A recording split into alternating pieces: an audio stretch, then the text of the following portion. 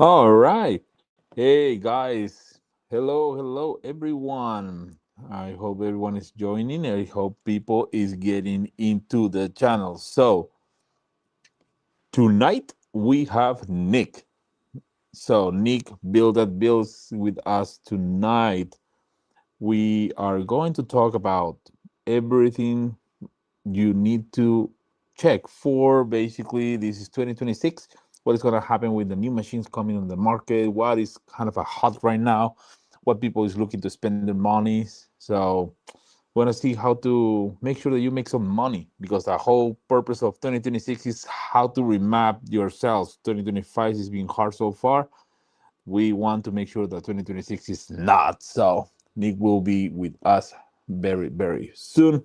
You see the little logo there, because he's the one right now pushing us through the internet. So please, this is a interactive video. All right, There can it you hear me? is. Yes. How All you right, and doing, I man? can't hear myself, so yay. Um, Awesome. Awesome.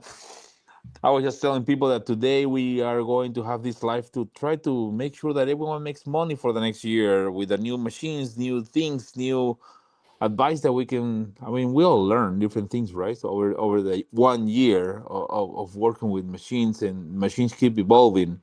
oh yeah, and It's all the crazy, but this goodies. is an interactive live, so we need you guys to comment, put your question, put your comment. The whole idea of this is kind of a get it rolling with ideas, questions, and try to find something that will work for everyone. Yeah, I sat down and started making kind of a list for stuff for the shop and stuff like that. I'm like, I don't know where they're gonna go, so Hmm. we're gonna we're gonna do it on the fly. Right.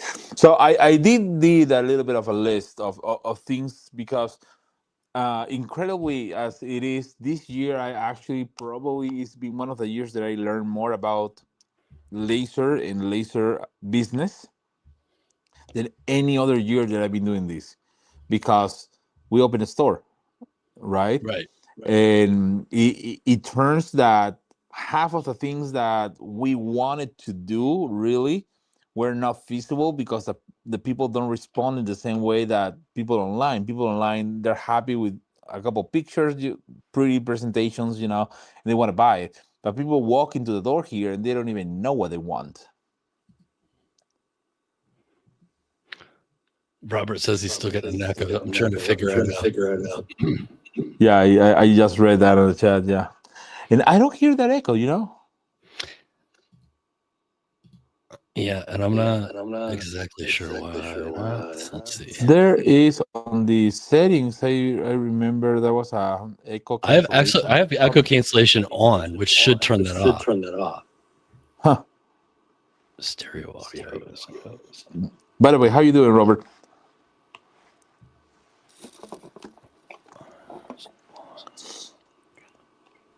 I think We're so. gonna. I see some people connected though, but everyone is timid. Am I still echoing?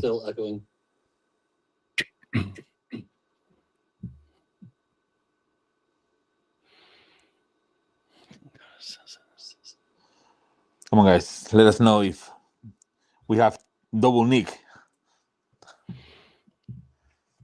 This is ridiculous. It's like go into your MIDI settings and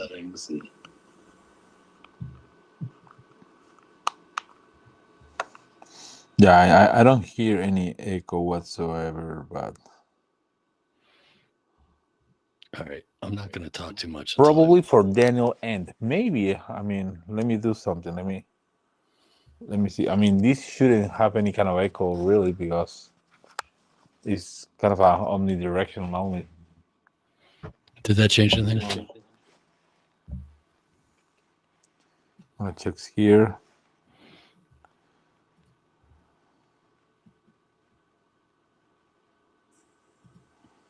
How everyone is hearing us better now? Usually, But you were hearing an echo on your end every time you talk, right? yeah, which is Say no big something for a deal. few seconds. the fact that they can hear me too. Am I echoing now?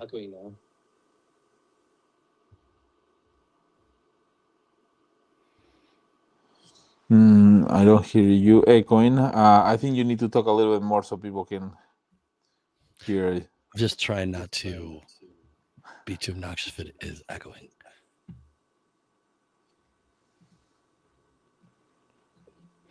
I am confused. I normally don't have this problem.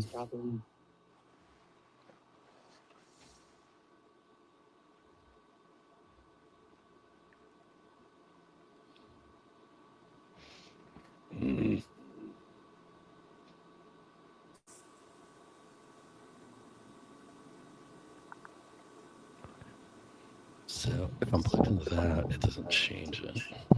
It doesn't change if I do this. No.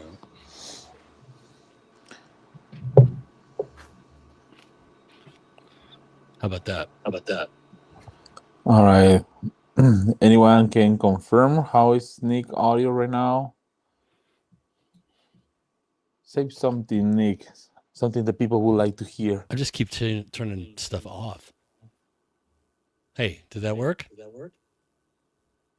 It's okay. Let's continue with echo. Say Robert. Say what? Robert say, yeah, it's okay. Let's continue. Right. He's like, okay, guys, just stop it now. I know I had so many problems before though that I was really hoping. Yeah. So Nick. Yes. Lasers this year. You basically work this year with the same equipment that you acquired in the last year or two, right? Have you thought this year to implement something different, something new in your arsenal? Something that people is asking you to do that you don't have a machine for, that you were thinking this might be a good thing to grow a business. Well, I got machines, man. I know you have plenty. I have several new kind of like additions that are not lasers that I think are going to be helpful.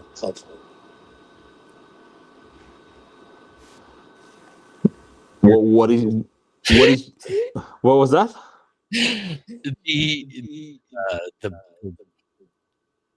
The reverb is trying, because I hear it too. I do something I hear it in my headphones.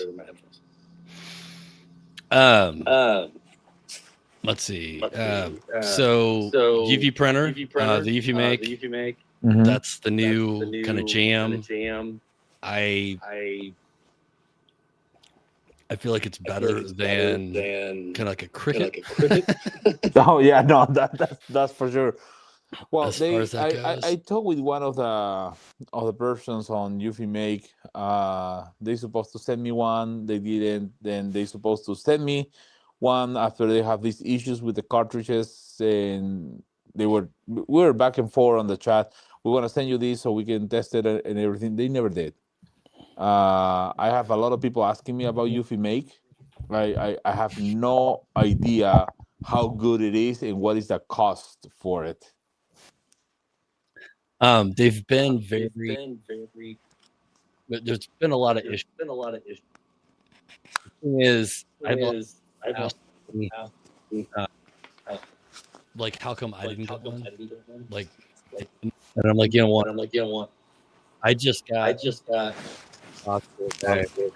mine was bricked for months. I feel like I'm making these orders. Yeah, I took my microphone completely away from in front of the computer just to make sure. Well, it's not like a distance thing, right? She's still doing it. No, my microphone is completely away of everything right now, and inside my house. Anyway, so let's see. So the UV make, it's once they get it dialed in, definitely game changer. Definitely want something like that in your shop. And then,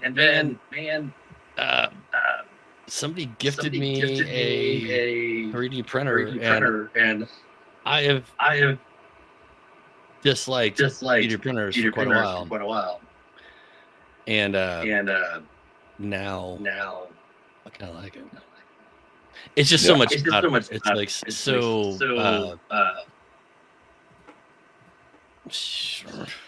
Sorry, I'm still trying to figure this out. It's what I hated about 3D printers was like having to level it and screw with it all the time. It was always stupid. And it's so much better now. It auto levels. I have the Elegoo Centauri carbon. Yeah. And it's flipping amazing. I mean, 3D printers definitely something that I consider that a lot of people should add to their shops, not necessarily to make things to sell if they don't want to. Uh, but I feel like it's something that it can help you to understand a lot of the process on creation things, also for helping you in different parts, because one of the first things that I did with a 3D printer actually was some hangers. Probably you guys are gonna hear better. I was just still holding my hand. I was like, Some um, fingers. yeah. So like a hangers for the frames, especially with the canvas that has a wood frame and it's so far away, and I didn't want to have like the whole canvas with something really bad on it, like a whole nail and try to level it. So one of the first things that I did with 3D printers was this kind of a 3D hangers to put the canvas on the wall. They had double sided stick part and they worked very well until I started working with lasers and all that, and everything was 3D printing for lasers. But I think 3D printing is something that a lot of people should get into because it will give you a better idea of what the maker world can be, not just the laser engrave something specifically. I think everybody needs a 3D printer in their shop.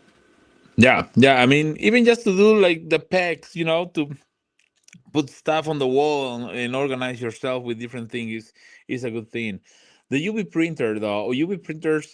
So when I was in China, I visited a company that does UV printing, refined color, and it is a very popular company actually in Europe. They sell a lot, and they also have like vending machines for UV printing that they're crazy. You can print like on the spot on the coin, on the phone, a golf ball, whatever, like all kind of weird stuff. And I'm actually getting one machine from them. It's somewhere in the middle of the ocean right now. But I was blown away with the quality of UV printing compared to regular, DTF or other stuff that you can do on soft and hard materials. It's very interesting. My only disappointment is with UV Make that they want everyone to talk about their printer, but the printer it seems to be only in hands of some group of influencers. No one else has it. Well, that's kind of the point, though. I mean, that's what I'm saying. Is there we're still beta testing it. It's not a finished product yet. Yeah, and it's crazy because they're still selling it like it's already on the shelf. Oh yeah, and that's the. I mean, that's where the problem comes from, right? Is Yeah. you're not getting you're not getting just get this out. They're making it look like a finished product when it's not. It's pretty. Yeah, Right, right, I right. mean, it looks good. Now, It's not. longer is coming with a UV printer, just like the UV Make.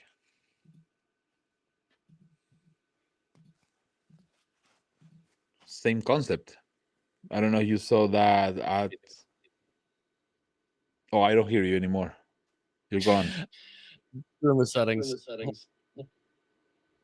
Oh. All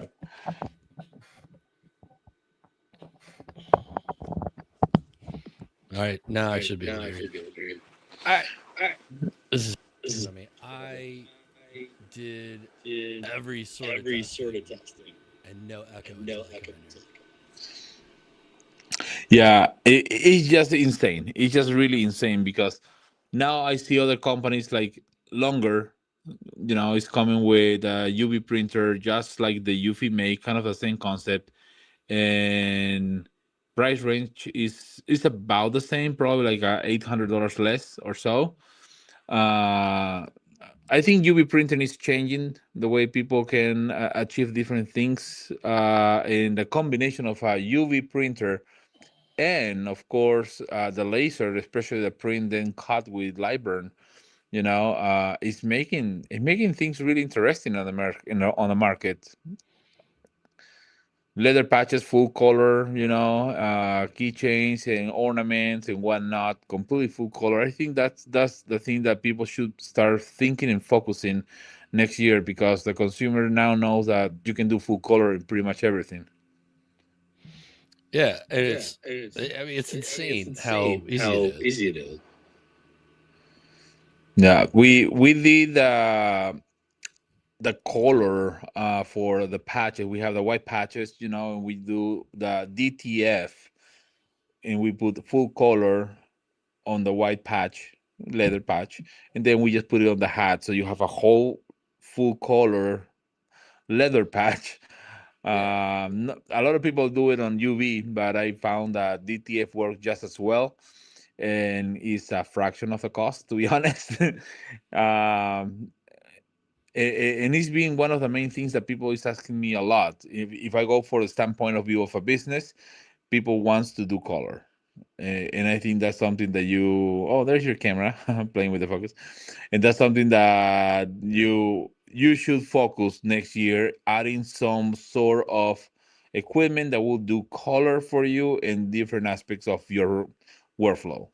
it's visually appealing. Yeah, yeah. Now, let's talk not about lasers, because I know that we work with lasers and all that, but there is a lot of tools that we need really in our shop to make our shop for laser engraving, ultimately to make our shop viable as a money investment. So, what tools do you use normally, Nick, that are not necessarily a laser when you're going to prepare stuff for your laser engraver Well, that or was something?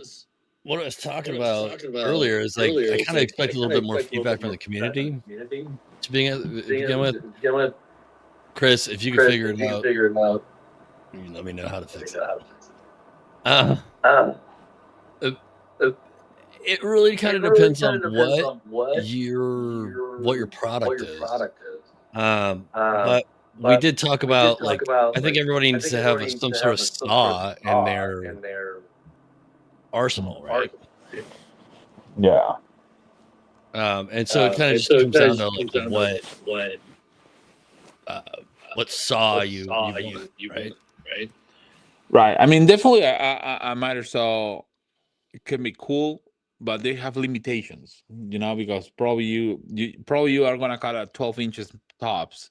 It's not a full slider. So then there comes the second problem is, okay, you want to have a table saw, but now you need the real estate in your garage or whatever your shop is. So I'm gonna say that probably getting a 10-inch circular saw, you can just put the guide to go straight and just roll it on the rail, will be probably one of the best investments for anyone starting, because you can buy big sheets of wood, draw and cut it to size depending on what you need. Uh, that will be, for example, my to go, honestly. Well, and so that's like my thought is like I couldn't live without a miter saw.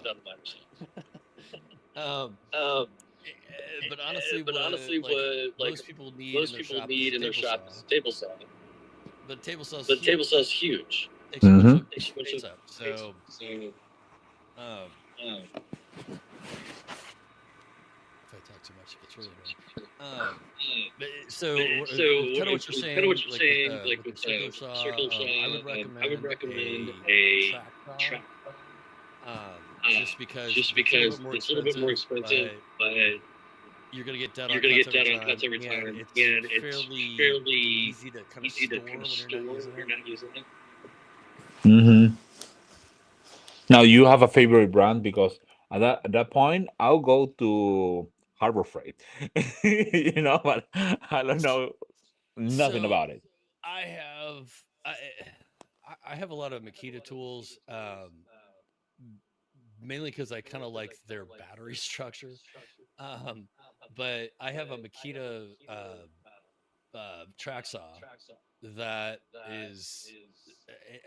I have a Makita track saw that's battery powered, and I have a Makita uh, Just the regular corded. just that miter saw that is Okay. the exact same. Now my focus is fucking. Um, and I think my track saw is more powerful than my miter saw. I don't know why. I mean, they're both 30 or 36 volt, but the that that track saw, and like, honestly, I bought it because it was a little cheaper than some of the other ones that are out there, but it's like, it kills me how powerful that thing is. I was cutting oak, but I'm building my daughter a bed, and I was cutting oak on my miter saw, and it was um I don't hear echo anymore. Can you hear me? I can't hear anything now. What happened? Yeah, I can hear you. What I did is I mute my microphone just to see if that helps. Oh, hold on. So can I hear me now? So you're Yes, I muting do. yourself when I'm talking? Yes. How is that feeding back like that? That shouldn't do that. So you're telling me it's Yeah, not. this is like going back to the early 2000s that you need to mute your phone so I don't hear your noise around. But the weird thing is, then you should echo through mine, right? Do you have I should, but for whatever reason, it's not doing it. So I'm just decide to test, send me a message and say like, you should mute your microphone and see how, if that works. And all right, I'll do it. well, I did see that could be a thing, but I thought it was if we were both in the same room.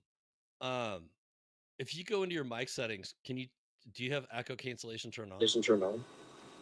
Yeah, I did turn it on. So it's supposed to be fine.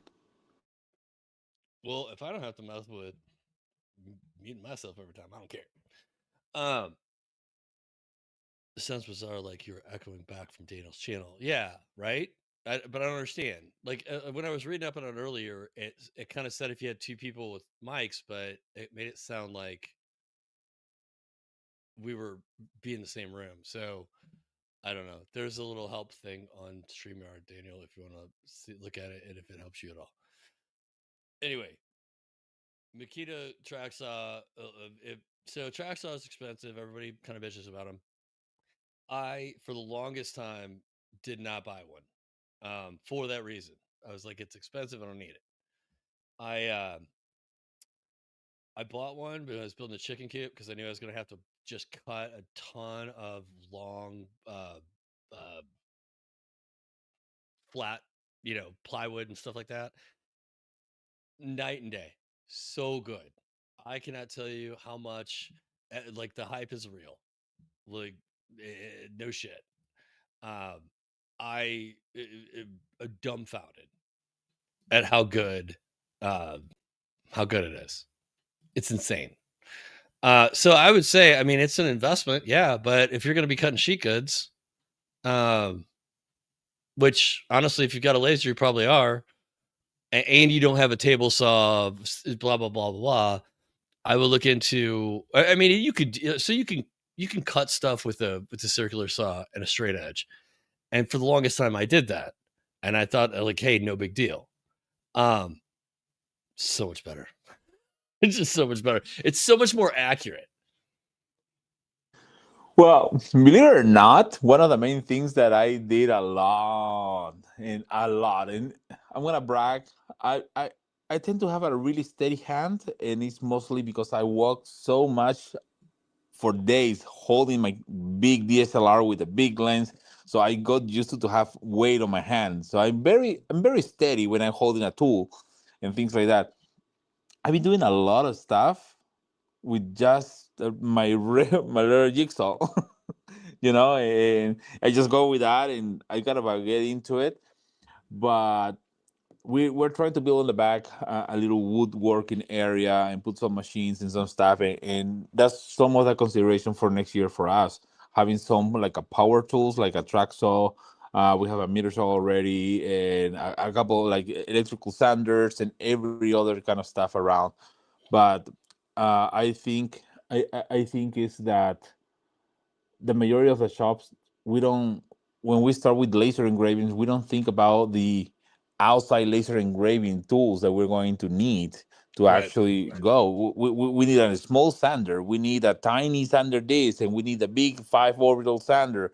So those are the things that people need to consider if you want to be successful and kind of a step up, in my opinion, the game, because the quality of your finished product is going to improve drastically.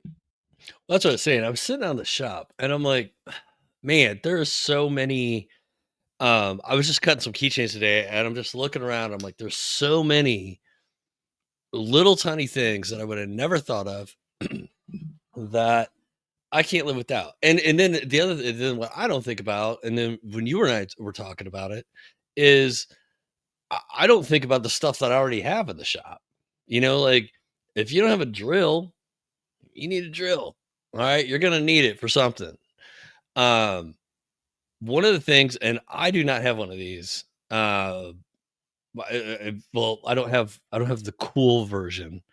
Fantix makes a little battery powered like Dremel tool, and it's not that expensive. I want to say it's like under $100.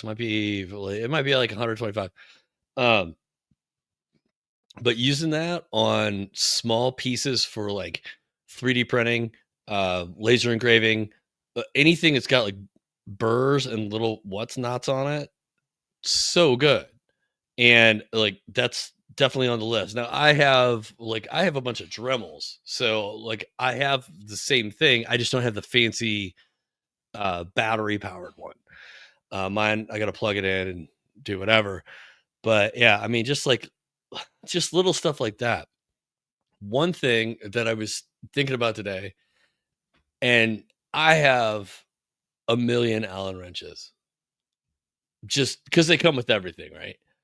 Um, I Here's the example. Okay, my mic stand was like a little loose, so I just grabbed. Um, I wasn't sure which size it was, so I just grabbed a bunch of Allen wrenches out of my toolbox. Like they're everywhere. I have a set of Allen wrenches downstairs that are color coded. Um, and they're life changing. Because I hate sitting there thinking, okay, like what size is this Allen wrench, right? And then there's so many of them, and they all look exactly the same. And you tell me which size is which.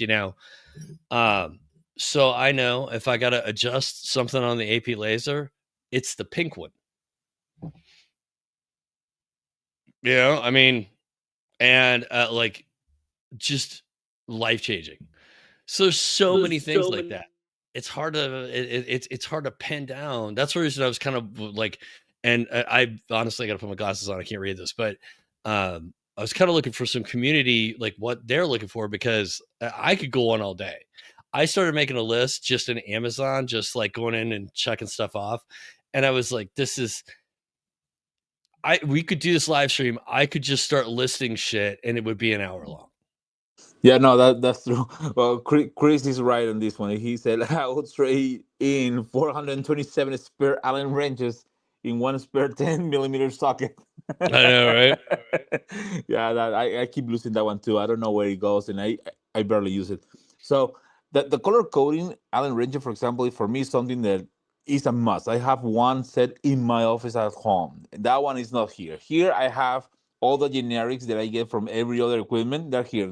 And it's almost in every drawer you find one. Oh yeah. The problem with the color coded though, that it happens to me in different cases, is when you have the color coded, depending the brand, because it's not like sockets, it's not like a 10 millimeters is going to be always a 10 millimeters in Oh every yeah. brand. Yeah, numbers are the same, they'll silver.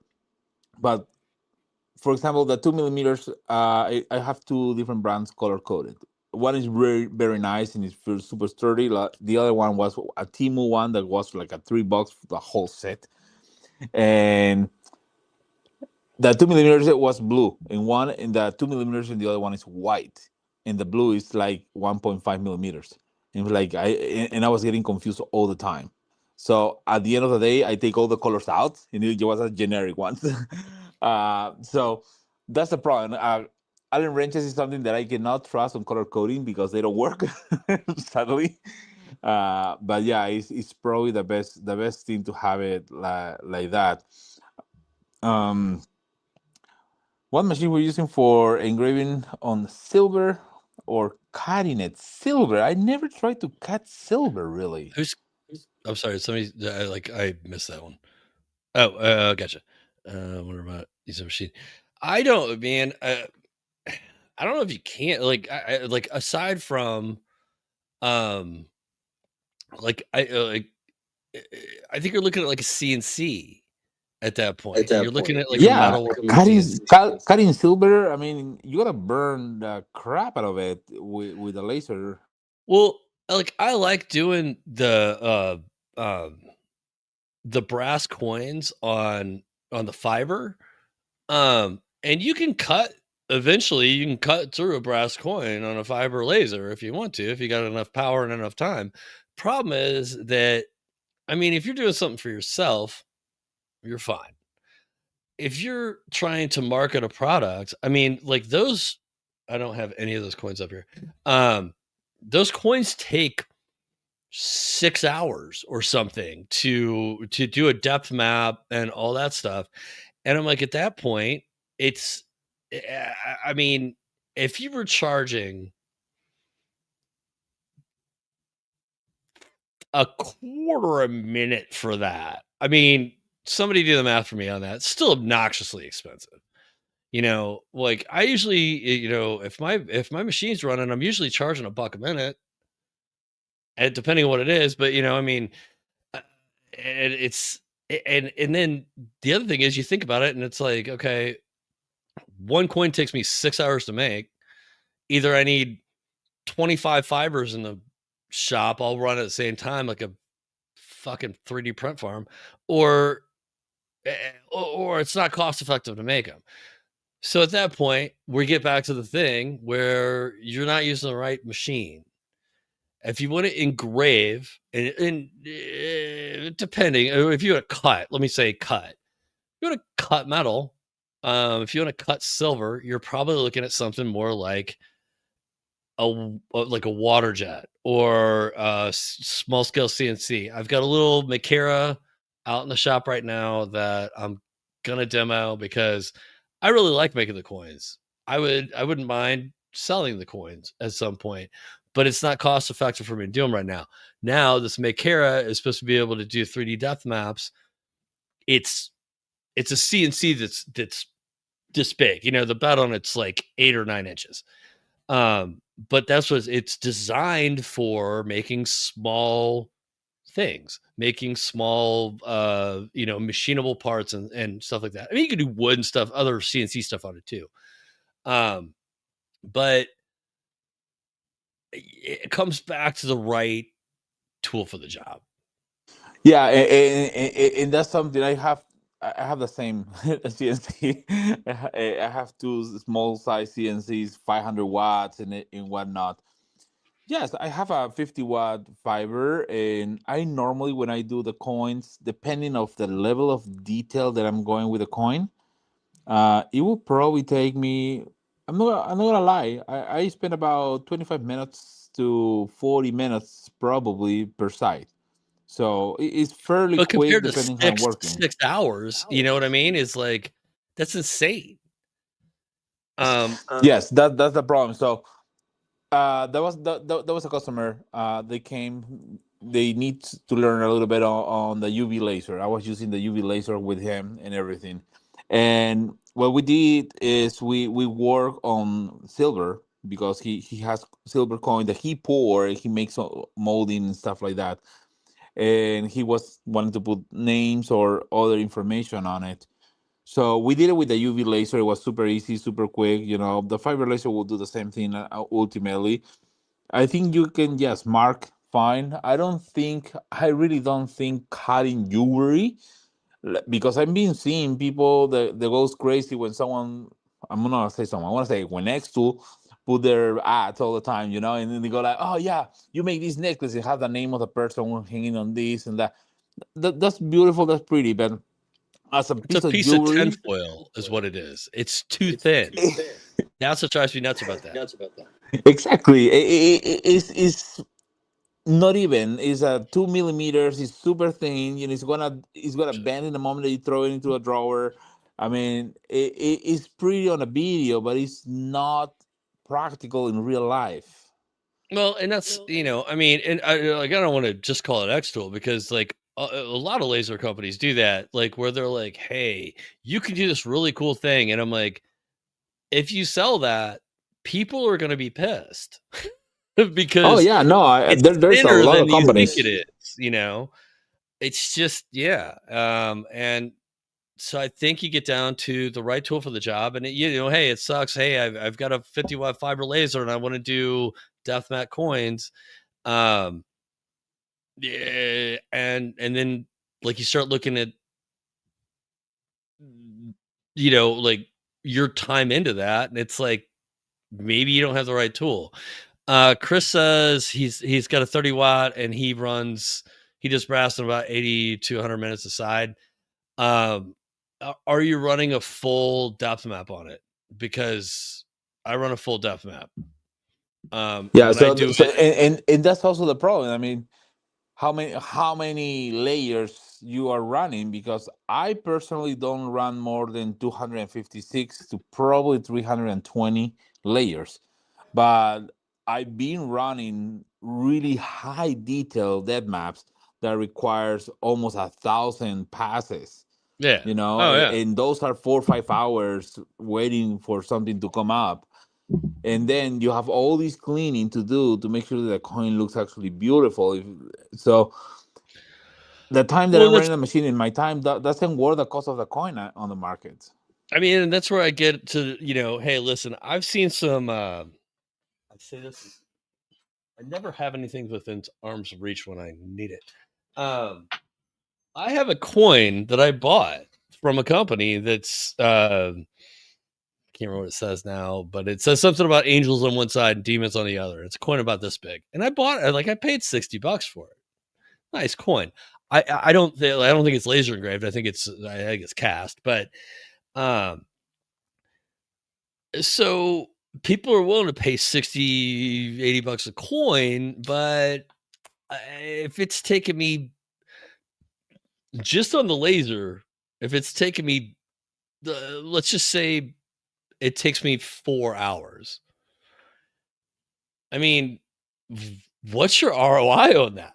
Like, what are you getting back? I mean, like time spent, machine being used, when you could take that same machine and you could laser engrave freaking somebody's initials on like 55 pocket knives and sell all of those for, $50 a pop or $40 a pop because they're personalized.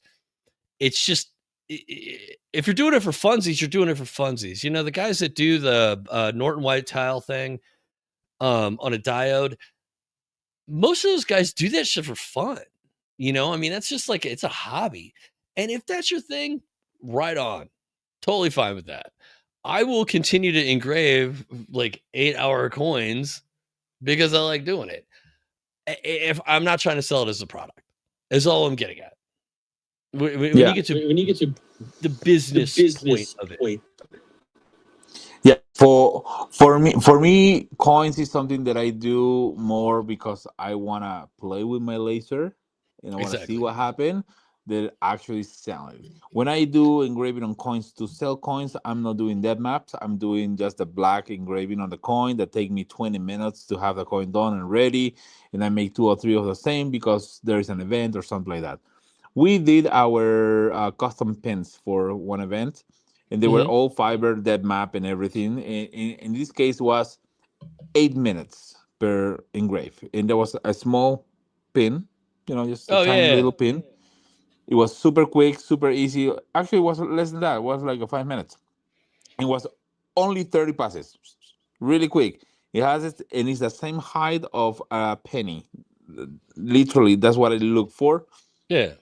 Put it on a little tumbler, jewelry tumbler, let it rotate for 24 hours. They come nice and shiny, and I'm done with that. So, and I can make those and I can make money because it's only 5 minutes of an engraving. But I do believe that you want to do a hay map on the coin. You need a CNC, a nice precision, small CNC, and just go and throw into the polisher. That's gonna be probably better for you because you're probably going to spend 1 hour per side, maybe instead of four. You know. Well, you mentioned diode lasers. Today I have a demo with a company that came to see another of the lasers here and testing the lasers and all that. So it's a pharmaceutical company that makes some equipment and stuff, and they've been using, and this is surprising for me. They're engraving on stainless steel. They have a machine that is about 12 years old that they're using, but it's a diode laser. Yeah, it's like a super high powered diode laser on a small gantry. Oh, Uh, okay. that is an industrial grade, and the beam apparently is so compressed that I was very surprised. It was engraving on the stainless steel, blackish, but it was getting what they need. That ultimately was no damage on the piece of stainless steel, and this is for a part that was actually inside your body, attached to your heart. Oh wow. The defibrillator, little things that they put inside your body and the heart. If something happened, give you a little boost. Oh yeah. So they make those parts, and they need to serialize the numbers, and they're looking for a machine that is more efficient than that one. And this is what I always say. It's like, hey, this company has been running a manufacturing business with a diode laser. Of course, industrial diode laser, not what we get for a home. Right. Uh, probably 300 watts diode laser or whatnot. I don't know. It's the power of the sun in my hands, kind of thing. But here's the Focus thing. distance is this. Yeah. Yes, yeah, the sun. But the thing was, I was expecting them coming to say something like, we use an infrared laser, we're using a fiber laser that is too old, or Right. or something like that. Your dog on the back. That's awesome, and it's hilarious to see when people comes here and say, well, I don't want to get a diode laser because those are very limited lasers, and then someone walks into the store because they want to see another machine, another options, and understand technology in different way. And it's a corporation that has an office in almost every country in the world manufacturing this thing, and they use dialyzers, right? So it Right. goes back to what you say, the right tool for the right job kind of thing. Of course, different things. Personally, diode lasers. I use diode lasers for wood and not for cutting necessarily. Now I'm using one for cutting that is blew me away, but not for cutting necessarily, more for engraving because I really like the richness of the diode finish in the burn on the wood, especially bamboo. It burns so much better on a diode than on a CO2. Oh yeah. Oh. UV laser in bamboo is just pitch black though. It's just beautiful. Yeah, and I mean, and honestly, like I said, it depends on what you're doing, right? I want speed, and in order to get speed, I want like I need power, and because I want to crack out as much stuff as possible, or as many things as possible, as quick as possible, if that makes sense. So like when I'm doing keychains, yeah, I could probably cut those on a diode, and it would take forever. But I can probably cut 12 keychains on like the AP, you know, in the time it would take one of those to cut on a diode. My details now, I'm also not engraving, you know, uh, portraits on them, you know? So, I mean, it's again, right tool for the job, right? You know, I mean, hey, some of those guys that are using diodes are using diodes because they want the detail. You know, they're not they've got a 5 watt instead of a 10 watt because the laser dot's smaller. You know, I mean, it's like so like you know, like when I say I don't use diodes a whole lot and people get pissy, it's it's because I don't use them for what I want to what I'm doing. You know, I mean, like I said, if you're doing Norton white tiles all day long, man, you probably want a very steady, very beefy 5 watt diode. You know, you're going to get better detail. You're absolutely correct. Now, Yeah, then you've and got we've got then AP flips it on its head a little bit. Somebody's going to freak out with the dual source because now you got the speed of the CO2, but then you can come in and clean it up with the fiber. And I think you're going to start seeing a lot more of these dual source or hybrid machines. And I don't remotely say that AP like thought of this because there's other machines out there that do it. It's just that theirs is doing it like in a pretty efficient manner, let's say. But I know there's other yeah, machines out there. that one thing. AP Laser is focused on the person that want to have a real shop, not just a hobby. You can, yeah, Well, you can, if you can afford that as a hobby, go for it. right. But they're thinking more in giving you the opportunity to make a business with the machine compared to just a desktop machine. Yeah, 100%. And AP is well, we'll see if it actually happens, but they're saying they're going to put out diode. Yeah, I actually, and this is something I don't know if you know that. Oh, I think I actually sent you a picture of it. I was with Tong Lee, that is the CEO, the Well, president of AP Laser, when I was in China. So we met in China, and we went out for dinner on my birthday, and we were talking about that. And I have one of the machines that they're going to be using for a diode on AP Laser. I have it here with me. It's the machine that I've been more than surprised on, not just the quality but also the speed of the machine, because I never cut with a diode laser. If we talk about 1/8 of an inch, the regular wood that everyone cuts, I really never cut with 40-watt laser anywhere over, I'm gonna say 14 or 15 millimeters per second to have a nice cut. right. I'm cutting with this machine about 20 to 25 millimeter per second. Oh, wow. It's cutting faster than my CO2, and I have a 45-watt CO2 that is not terrible, but it's cutting faster than that.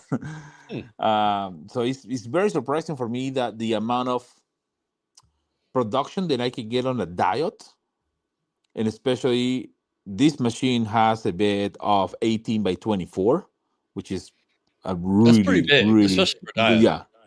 Yeah, I'm gonna risk it and say that it's probably the largest diode. Because everyone else to have any other size, they add a conveyor. I'm trying to think. Um, What was somebody sent me this is a long time ago, but somebody sent me a can you mute your mic? Um uh, like a large scale uh like aluminum extruded uh diode laser.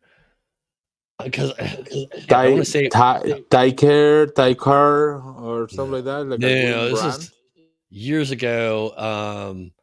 I was not a big fan of it. But I want to say it was 500 millimeter by 500 millimeter or something screwy like that. It was big. It was a big square. Or no, it wasn't. It wasn't a square. It was a rectangle. But I did a video where I engraved like the top of a Tybok, pitch. yeah, Tybok is it comes with a diode or whatever. You're right, Chris. That they have a huge diode uh, bed that they are offering with a whole cover. Um, I have a couple people that I've been. We were kind of a playing online and see how it is. Seems that the biggest problem in that machine is because it's a semi-open frame because you need to assemble it on a table. So you need number one to build a table that will hold that machine, and it's too big for everything because it's basically a whole 4 by 8 sheet. So it's the whole thing. That's number one. Number two, the other problem that they're complaining is that the smoke escapes everywhere because it's a kind of a I almost tried to close it, but you can't because it's just sitting on top of something. And you need so many fume extraction areas that you need like an octopus holding the machine around it to be able to move all this out. Then the other problem that they were comment about was the speed. The machine move fast, but you need to use it for a straight cut and not turns because it's the kind of thing that is going so fast that you want to stop enough to make the turn kind of thing. So I don't know if they fix all those problems. That was on one of the beta units that it was, but I mean I kind of anticipate that when you see the video and you see the machine going like yeah, you say all right, I'm gonna cut this ornament. I want to make 300 ornaments in one single cut. You know, I'm sorry. I don't see that the reason to need to do that. I don't see it. Did you? And I think it was called the Spider. I don't think it ever. I don't think it ever happened. But it was a laser The that the was the, like a the roller that single was you put it deal. whatever in rolls on it. Yeah, and it would roll over it. And I was like, that's a great idea, except you always have to have like a ridiculously flat surface to do that on. And it was just So like this whole like, oh, it'll roll all the way down the road. Like you can just do this forever. yeah, that but again, those are for example those systems for me are machines that they're gonna be great for an engraving, but I don't see that machine Oh, that's rolling not into cutting a. shit. Yeah, I mean, you're gonna to lift something, so you need to have the machine now lift somewhere in a specific straight to make it work. So I'm not sure. So yes, Chris. So the diode laser that I'm using is about 850 as well. A little less than 850, I believe. But it's like a 600 by 800. The one that I have using. That is the one that AP laser is going to be using. I tried to look up that video, but I think I got rid of it. It wasn't a good video. Anyway, Another another thing that I've been talking with people a lot of, and this is not to burst anyone's bubble, but I'm a laser person. I love lasers. I mean, don't get me wrong. I thought that I would have at my 46-year-old, I will probably already have a flying car. And the last thing that I thought in my life is that I will own lasers. But right? I think it's backwards. I have lasers and I don't have a flying car. Anyways, True. but here's the thing. You have no idea this year how many people approach me and says, I want to color marking with my laser. And I said, yeah, okay, let's talk about color marking, folks. So color marking, number one, color marking is beautiful when you do it for you because you don't care about the time. You can live with imperfections of the color and everything in between those lines. Color marking really doesn't really work. It's not something that you can just throw and always make it perfect. It's going to give you a gamma that you can repeat, but then you get a new sheet of material that you want to do the color marking. And today the weather is humid and it's a little bit cooler than what it was. So your color marking is going to be off. And tomorrow is too hot and your material is a little warm. So the color marking is going to be off again. So please, people, next year when you're looking for a laser, even though I love the concept of a MOPA laser, I really do like the concept of a MOPA laser and going with, the smaller color marking possible and get every other. Yeah, exactly, Chris. Black is the color you just like it. But you cannot pretend that you're gonna have a whole rainbow because doesn't really work great. Yeah, that's AP laser. So I have the unit that is on top of that thing right here. All right. Sorry, I didn't. I've tried to add it in the thing. I don't know. It's going to pop up. Sorry. But yes, it is. They're coming out with an AP. Uh, they're coming out with a diode that's still going to have the same open architecture gantry system as uh, as the other their other machines. And that's a bargain price because I mean, I look a lot of what AP laser does and what they have. I don't own an AP laser. And Tong, if you see this video, I don't own an AP laser. But one of the things that I noticed on AP laser is again they prepare the machines to be use and abuse, Oh yeah. and also the infrastructure that they built for the machine, and I'm gonna call it the racing bed and everything that they have for it is thinking that you are going to engrave a barrel. They're going to put a door underneath in all these things. So I think that is a great price for the whole infrastructure that they're planning to add on it. Well, and they do a turnkey system with it too. So Yes. a lot of times when people see the price, there's a little bit of sticker shock, but what you don't quite get. Why am I still doing that? Is it because what you don't quite see is that you're not just getting the machine. Now you can go on there and you can not do the turnkey thing, and you could just get the machine. But a lot of times you're getting, um, I mean, like AP lasers usually come with like their own laptop that's already loaded with all the software you need and things like that. So they're really kind of setting you up to be ready to go out of the box.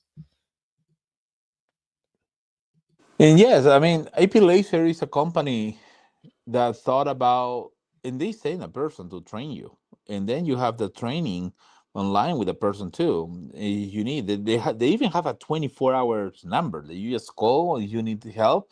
It will ring a couple times, and ultimately someone will pick up. But I mean, they do have a service that is it's a U.S. service.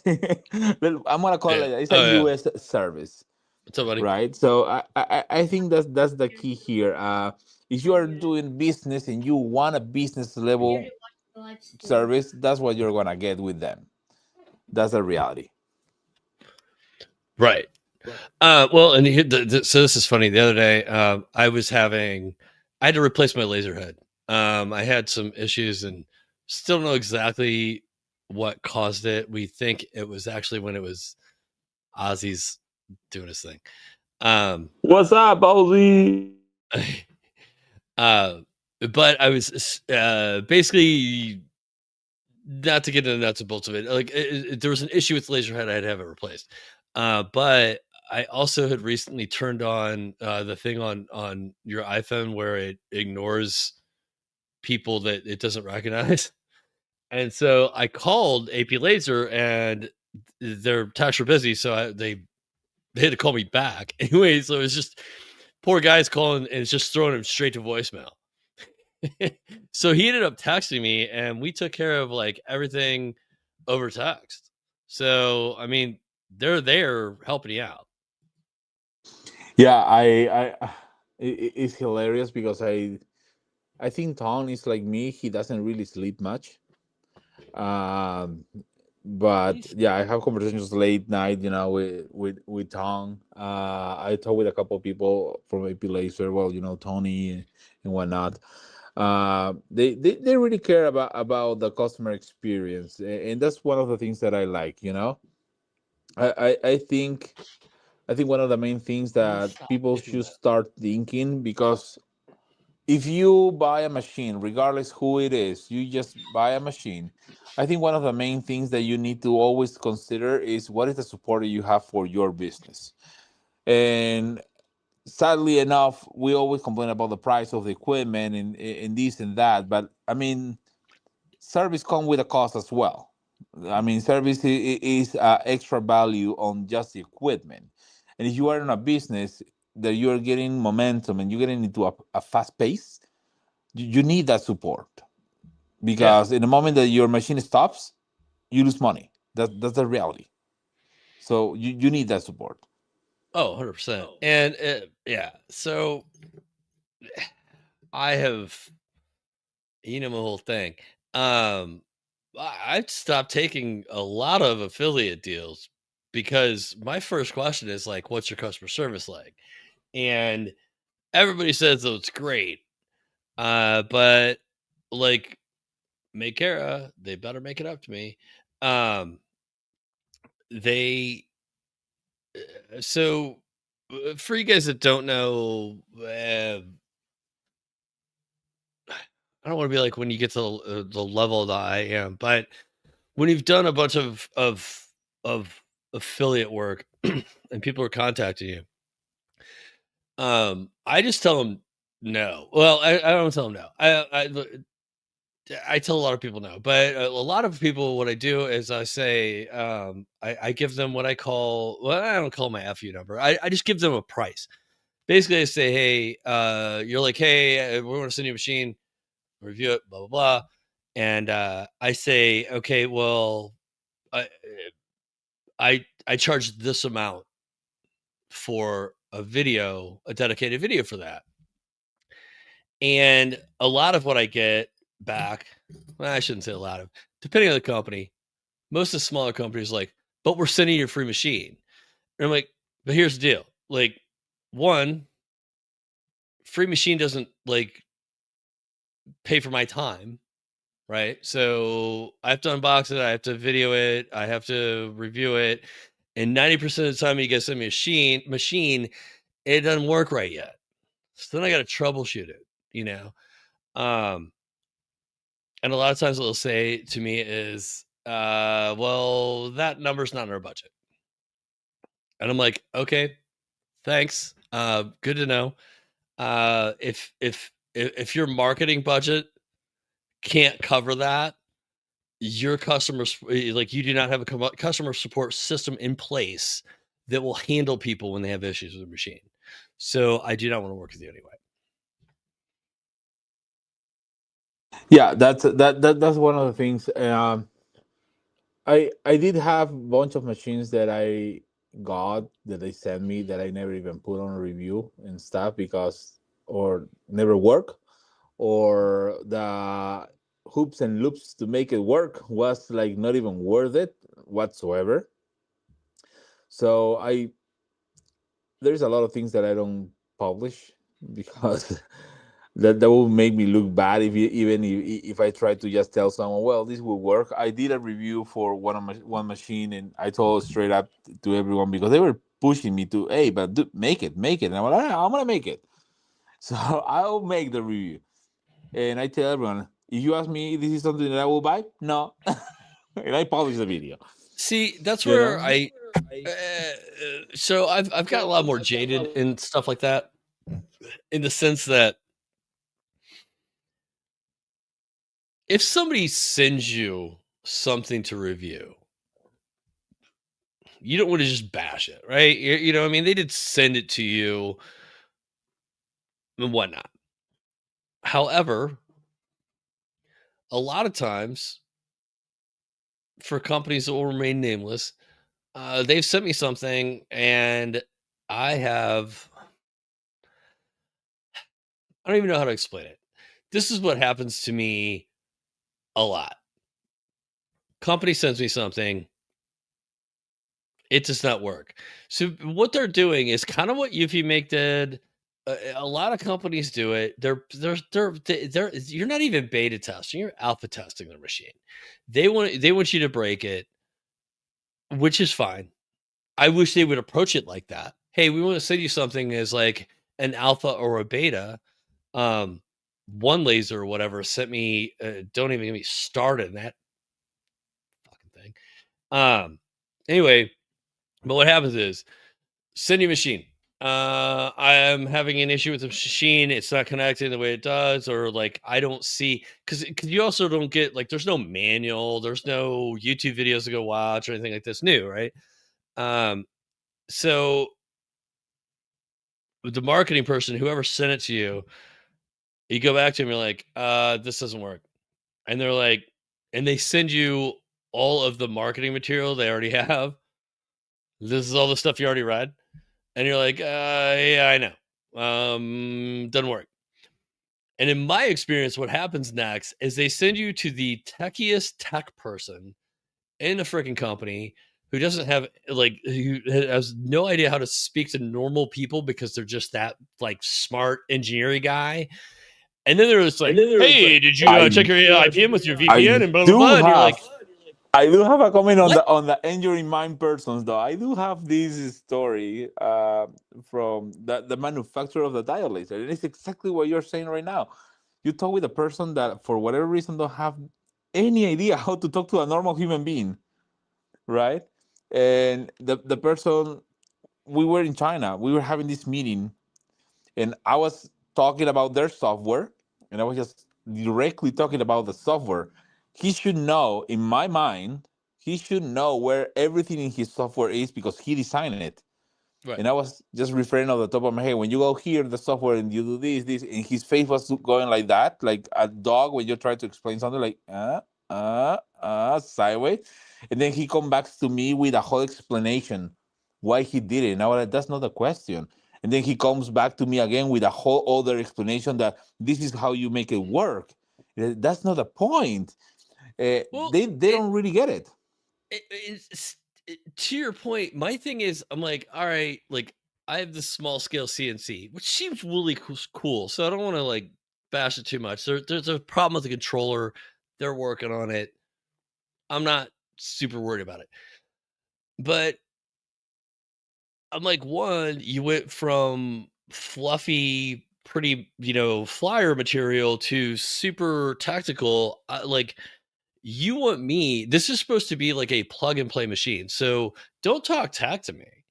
Talk to me like I'm like the average guy, right? Because you're like, oh yeah, you know lasers and you understand how gantry systems work and blah blah blah. And I'm like, yeah, I do. But you know what? Average person doesn't. So if you're really selling this as a thing that you buy and you can just like plug it in and you're good to go, don't come at me with all of this like, kind of like, let's say business jargon that like you need to work through. I'm like, this is not it's not right. I mean, it's not like this is not plug and play. And I had the guy, the big tech guy, kind of suggested that it was my network, and I was like, I'm running like 10, 15 machines on my network. I'm like, it's honestly a little insulting for you to suggest that the reason that your controller doesn't work right when you even said it's in beta is because my network is screwy. And he did come back and apologize. He's like, he's like, I phrased that incorrectly. Basically we've just not had this problem before. So we want to like know like how stuff is connected to your network. Okay, touche. Yeah, yeah. I mean that happened to me. I got a UV laser. It was on the alpha or beta stage. They sent me all this information. I plug it in and did everything just like the manual, just like I did with other UV lasers and other stuff that I have. Turn it on. Oh, there's no light in here. Try everything I could to go to the software. No light, no light. Open it up and start testing voltages. Is coming or not coming? Coming or not coming?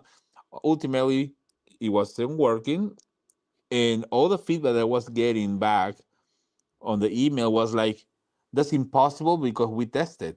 That's impossible because we know that we send you a good unit. That's impossible. No, it's not impossible because this unit was 30 days on a ship, bouncing and bouncing Yeah. through the ocean. Well, that was the problem I had with one laser. I hate to keep calling them out because actually, they kind of screw me over. But like they at the end they offered to try to like buy me off, and I said no. So I feel like that's maybe I should have said yes. Um, but I'm like, just anytime there was an issue, I'd like poking around the machine like you do, and I'm like, every bolt, screw, anything that screws in is loose in this machine.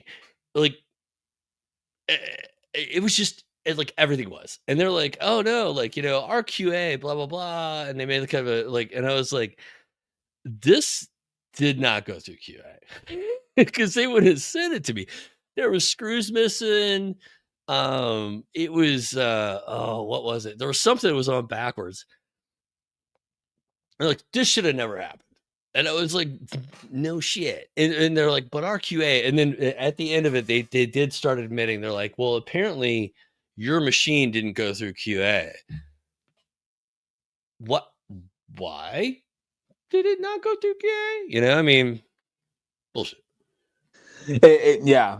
I mean, now it's important to understand that they said every company. I do have my own things with one laser as well. I don't want to bash them more than I already did in multiple videos, but I'm still sitting here waiting for the machine. It's been a year and a half. Oh, are But they sending anyways, you a Hydra? Ooh. oh no, they're supposed to send me the first generation No, no, the Hydra's the big a one. year and They're a going to half, send you a and they keep desktop? and every when they come out with the regulars, XRF and everything, and they keep tell every time they see me in on an event or something. Oh man, yeah, no, we're gonna get back to you next week when we go back from the event, and we're gonna talk about it. Sure, buddy, I'm still here. I haven't moved because I bought a house, so I haven't moved. You still can send it to the same address that I gave you. I'm still here, When I went but to the Maker Summit in Michigan, they had a bunch of one laser banners up. And I was like, so I asked Blake, the guy put it on. I'm like, one laser here? And he's like, it's a weirdest thing, man. They said they wanted to be here and everything, and then they just were like, hey, we'll just send you a bunch of promotional stuff. They just they had a booth with no people in it and no machine. yeah, and it's funny because I mean they seem like a good machine in a way, but also I don't think they're completely upfront with people because they say it's a US made machine. I That I mean, the rules for US made is that you paint it because the area that you are painting is more than the 20% of the machine itself because volume of work, not because the components. So all your components, everything, absolutely everything is from China, or Thunder ultimately, but China, and because you paint or assemble, and that's the biggest part according to the law that makes it a US made brand. right, And that applies to anything. I mean, Harley Davidson, though. Harley Davidson, the majority of the parts are between China and Japan, and then you have the leather and the assembly of the frame that is made here, and because volume of parts makes it a US made right. motorcycle, which is not. It's weird. Exactly, it's US made or US assembled. That's the right word, Chris. And they're not being super upfront in my opinion with those things, but ultimately every Well, laser almost it comes from China. I and I mean, we can't. don't have many options here.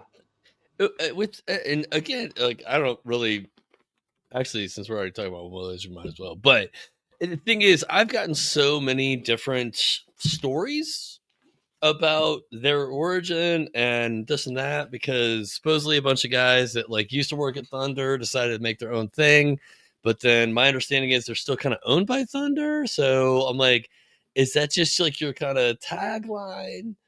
And then I guess like Actually, I don't want to say too much because I don't know if it's true, but I've heard the CEO or whatever is works for another company and blah, blah, blah. It's just like, but I'm like, get your story straight.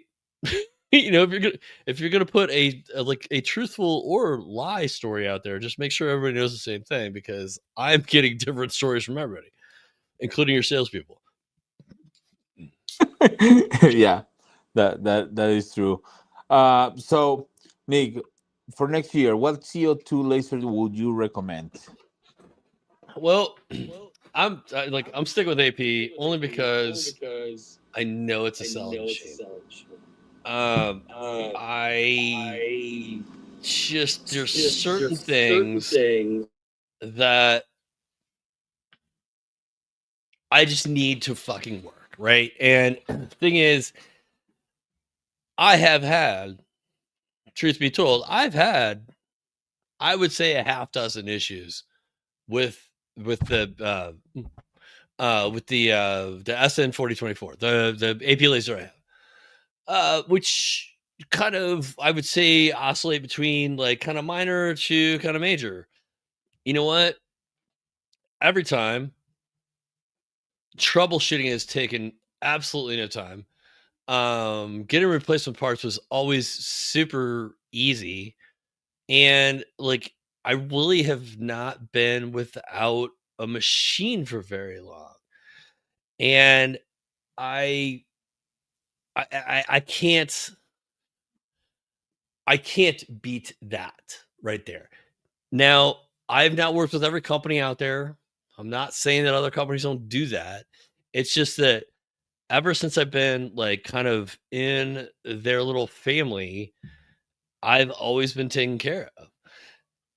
So my argument is, hey, they may not be making like innovations as fast as everybody else, but I know I'm going to be taken care of. So I really haven't been, I really haven't checked out a whole lot of other CO2 machines. I can say this. I think Epilogue makes a great machine. Every Epilogue salesperson I've met has treated me like I'm such a fucking piece of shit that I will never buy a fucking Epilogue machine. I don't care how good they are. Uh, Full spectrum. I don't know what they're doing. Ion.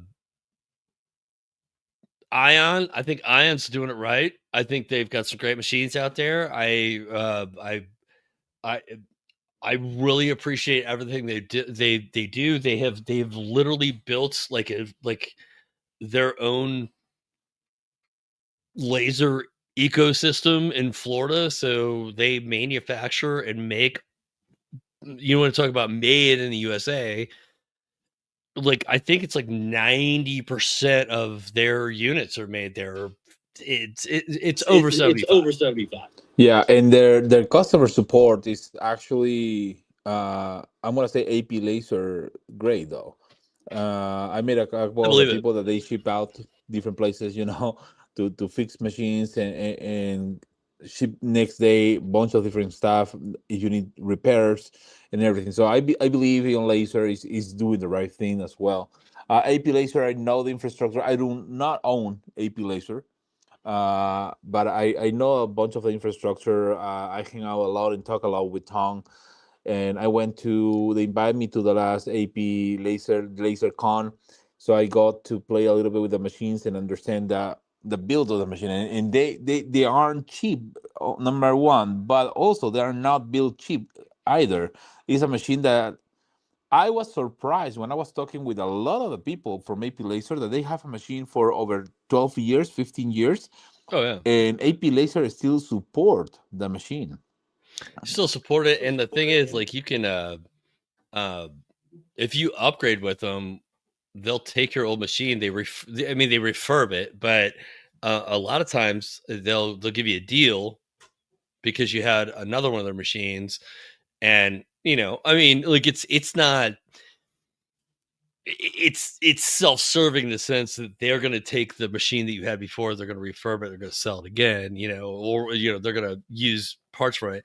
But it was the same thing when you turn on your iPhone, right? I mean, but they have deals like that. Like once you're a customer, they want to keep you as a customer. So and just from like a sales background, thing is, yeah, when you're selling a high dollar product and you get somebody to buy it, oh, you want two things to not happen. You want one, them not to badmouth your product, and two, you don't want them to leave because you want them to buy more stuff from you. So I mean, that's the nature of sales and business. But they make a really solid machine and they back it up with their customer support because they don't want you to go someplace else, which, like I said, is the reason that I don't really have I don't really have any reason to look for like other CO2s other than, I guess, I mean, to try to kind of help out the community. But most of the small CO2s I've seen, when I say small, I mean plastic. I don't recommend them. I'm sorry. I've recommended products in the past that I do not back now. I don't. I feel bad because somebody bought that because I told them to. So I like. Yeah, no, that's absolutely. Uh, for me, CO2 lasers. Uh, I've been actually, and this is on the low budget CO2 laser, but at the same time, I was really surprised about the quality of the lasers because I was skeptical how it will be. I was expecting a lot of plastic, Mhm. but the machine turns out to be a lot of steel and a lot of aluminum, which was surprising for me. Was Montport. Really? Uh, yeah, Montport for me was something that. Are they still screwing with their controller boards or whatever? Well, the control boards actually are Rita control boards, I believe. And yeah, they're supporting. They just released a new control board lately with a new update on the one that I have. So I have the Montport Reno series. So I have the 45 that is in a smaller CO2. You can put it on the top. You still need your external water cooler and all that kind of stuff, Well, Newer anything like that you're CO2s. going to. Yeah. I mean, Newer imagine the CO2s are size of a coming with a little CO2. pump. Yeah. But honestly, I have it for a little bit over a year and a half, 2 years almost. When they first launched the Reno series, and dude, that thing is super easy to use. It's probably as easier as the whatever diode that you buy. Really, Really? it's super super simple. I was very surprised about it, and I mean, buying a 45 watt for me was more than enough to get that. Uh, this is a 45 watt CO2 laser for under $1,800. I'm sorry, what? Sorry, under 1800? yeah, under $1,800. That's crazy. Yeah, I mean, who can buy right now for $1,800 a CO2 laser? You know what I'm saying? The price is incredible. So if you want to do things like that or whatever, you can just go check on Montport. And also, you put my no my name there. You put the live pixel over whatever discount they have. Normally, they discount it again. I don't know if that will work for Black Friday though, because sometimes Black Friday they block the codes. Yeah. But I mean, I've been using the Montport really a lot. Is again is under 2,000, $1,800 So machine. can you run Library on it? Yeah, everything is Libern. Everything is Libern with them. Now they released a new update on the machine a few months ago. Now they have a camera. You need a camera. I personally don't like the camera with Libern because it's a waste of time. The calibration, bare thickness, and all that kind of. So if you are like, oh no, you have a camera, forget about it. Then the other part is out of focus. I don't want to be putting stuff under. They have a system that is It's ridiculously easy. Imagine that you have a little plunger, right, on the bar. So you Right. push it out. When you move the honeycomb up, the plunger just snap up. You're in focus. That's it. You don't need to worry. I mean, That was so I spent so much time without a camera that when I had it, like once I got a camera, it was so foreign to me that I don't like it. I don't like it. But I do like I will say the dual sources that AP is like just came out with. Well, it's got a camera in there, uh it auto levels and it measures your shit. So that's nice. yeah, no, I'm very happy with that. Diode lasers. If I will recommend right now anyone a diode laser, I'm going to recommend the same diode laser that AP Laser is using as a module over their cabin. They're using Alien Cell laser. I feel like that is a machine. Yeah, I saw that coming. That's awesome. 3 years. I mean, the D1 was that's It, a workhorse for what it was. the D1 is I would say I mean well I guess they're not supporting anymore, but the D1 is a I do. beast. The D1 was a beast, especially Yeah, when everything else was just I like still support. I still sell lenses and everything for it. I drag chains and whatnot. But it was just right like now, when everybody else was making like just extruded aluminum, X-Tool made it pretty, and they made it beefy. They made it like you didn't feel like you're gonna break it all the time. Like my first laser ever was an Erturb Laser Master Pro 2, I think. And it was really cool, but there was so much exposed wire and everything all the time that I was like, I'm gonna break something. Like something's gonna fall. Like something's gonna happen. No, I just too much. yeah, yeah. No, I start with I have a Ortur Pro 2, the Laser Master 2. I have a 2 3s that time, like a small 5 watt. I have the D1 5 watt, the D1 10 watt, the D1 20 watt, and so on and so forth. Um, they're good machines, but now with technology, people is looking for something that you just throw inside the machine and the machine does it for you. Oh And yeah, I understand that concept because you don't wanna deal with that. And the problem is that that's how why many I'm down with the people. Elegoo, baby, because that thing Yeah, just auto yeah. levels and print shit. Ah, That's exactly what it is. You just put it in there, it will work. But at the same time, it's taking away the part that I learned how to work with a laser if something goes wrong. And oh that's yeah. how it is. Uh, Diode lasers, for me, the way to What's go up, with no diode knock, lasers was for the Jamie? longest Rolly. I used Rolly So automations. That was a good laser with Leo. Sadly, Rolly's out of the business. Leo what? announced a few. Yep, Leo announced a few Oh months shit! ago that he's not manufacturing more lasers.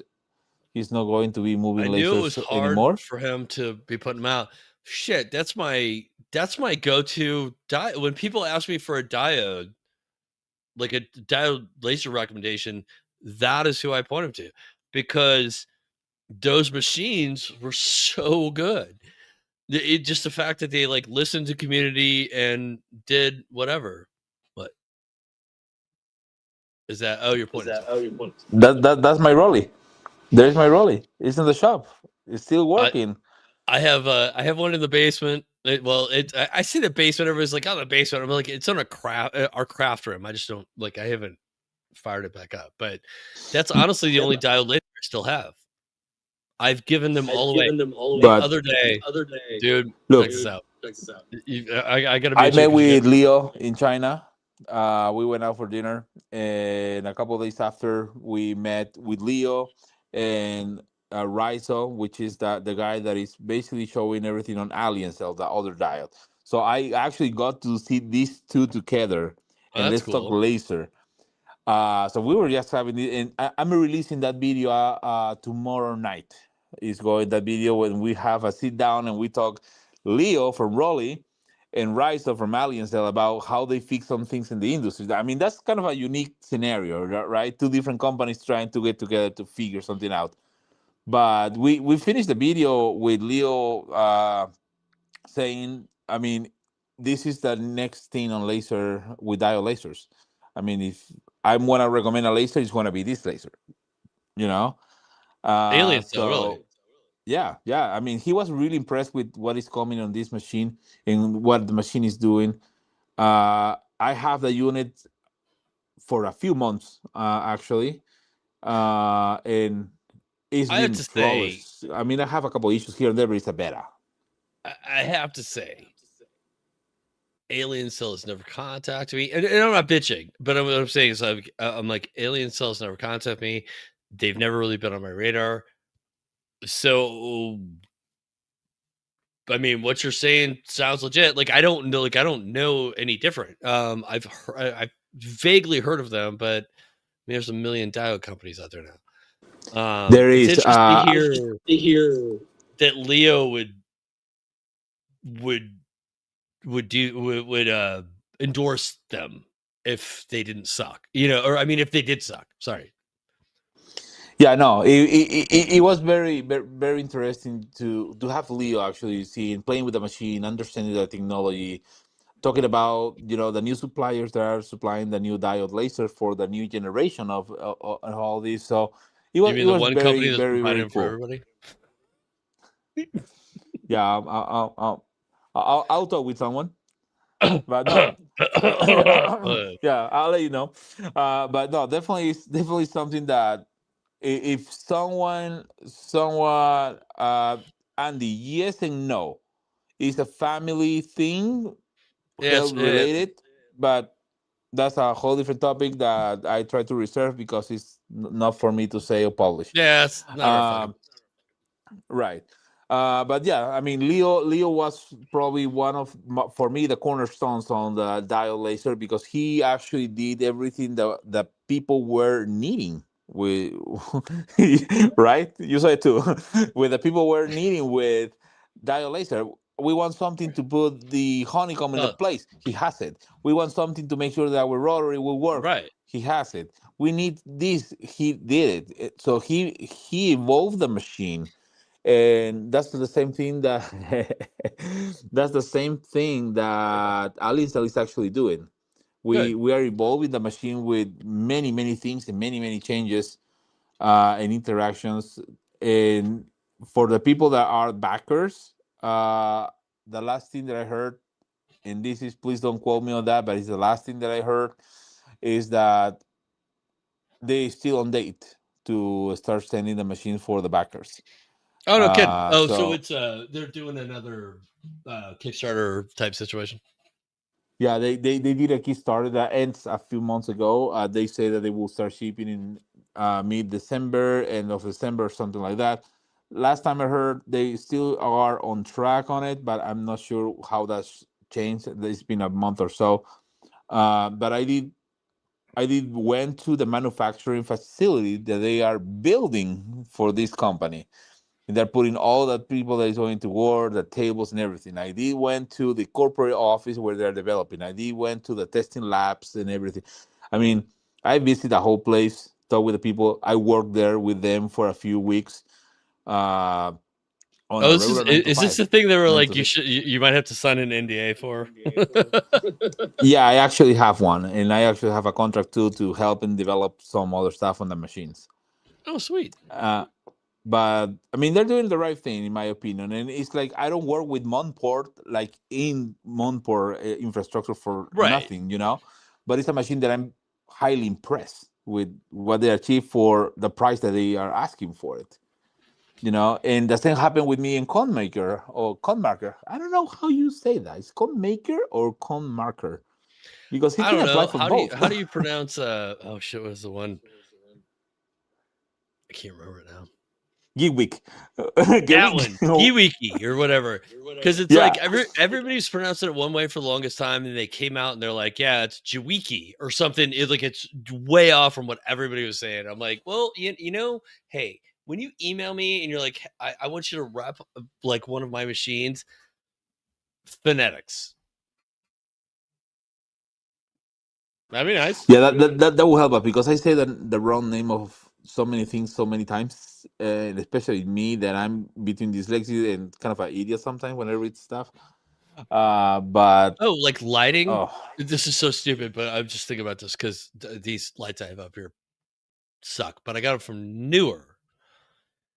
The company's name is spelled Neewer, which would be Newer. That's not how they pronounce it. It's Newer. I'm like, that's not Newer, dude. It's just not. That's not how it's pronounced.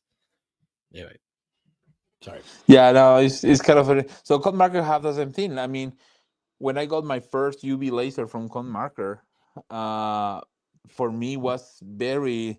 I would love to go to the manufacturer and put together my own machine. And actually, when I was there, I mentioned that to them, and I was telling them, let's assemble a machine. I put one machine together, and I accidentally will put something extra that no one needs to have in their box.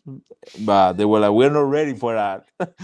But like, here's the electric power tool that I used to assemble back to the United States. At least it's But not your DNA, dude. right. But yeah, come marker, for example, the average UV laser at that time was $6,000 minimum, on a random company, not even a brand company, or even more. And they come with a machine on about $3,500, $4,000, and I was like, how you are shaving almost $2,000 of market, where everyone else is so high up. So I got my hands on one, and I start playing with it. It's the laser that I use the most, besides my CO2 and my alien cell. Acrylics, glass, everything in between. Is that gone market I got a couple of years ago, and now I have the Omni X, which is one of their newest. But So is that IR fiber like no, it's a UV. UV? Okay, sorry. Yeah, and The it's way we probably the machine designate that makes the lasers is most money. ridiculous. So if my opinions of the X2 UV, I'm gonna be honest with you. I have a little bit of a Wait, so are we talking what is the about word, like. the F1 Ultra 2 or F2 So they Ultra just released 1, they just released a new X2 UV, the F2 Ultra the UV. orange one? Yeah, yeah, yeah, yes, The and hold on, the orange one. yes, Okay, just check. yes, yeah. But I mean, I have this thing. X2 wants a lot of people to be claiming in every single corner of the world that they are the best, the greatest, or whatever. But they don't want necessarily to put the effort to be the best, the greatest, or whatever. They just focusing a lot on releasing a lot of machines to cover everything in the market. Um, their customer support for me is never worked. Shit. I bought my own machines, and they I never really send got me. tired of doing their it's like honestly the reason and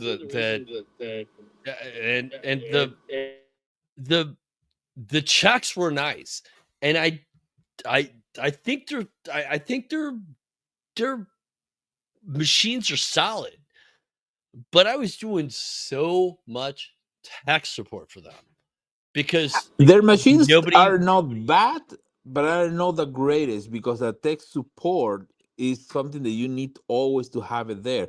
Their software, though, in the beginning, their software sucks. Now their The software is software, I'm pretty gonna fucking say that good is now. very good. I will say It's this: pretty good. I would I would never well I, I would never not learn Lightburn though, because the thing is, I guess what people don't realize, it's kind of it's Glowforge esque in the sense that it's like, oh hey, no, use our proprietary software because then you're going to be an idiot if any other machine comes up that's not ours. And I think it's horseshit.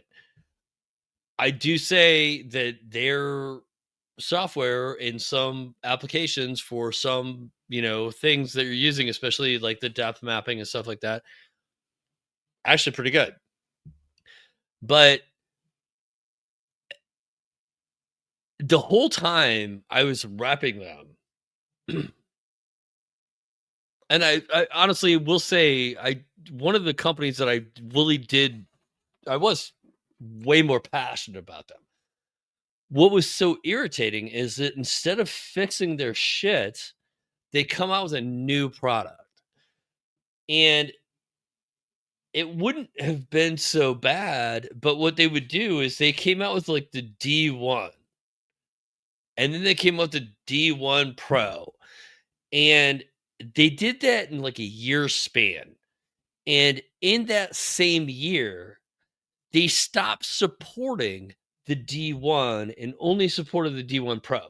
So if you bought a D1 and anything went wrong with you were fucked after a year. You can't do that to people, man. You can't expect them.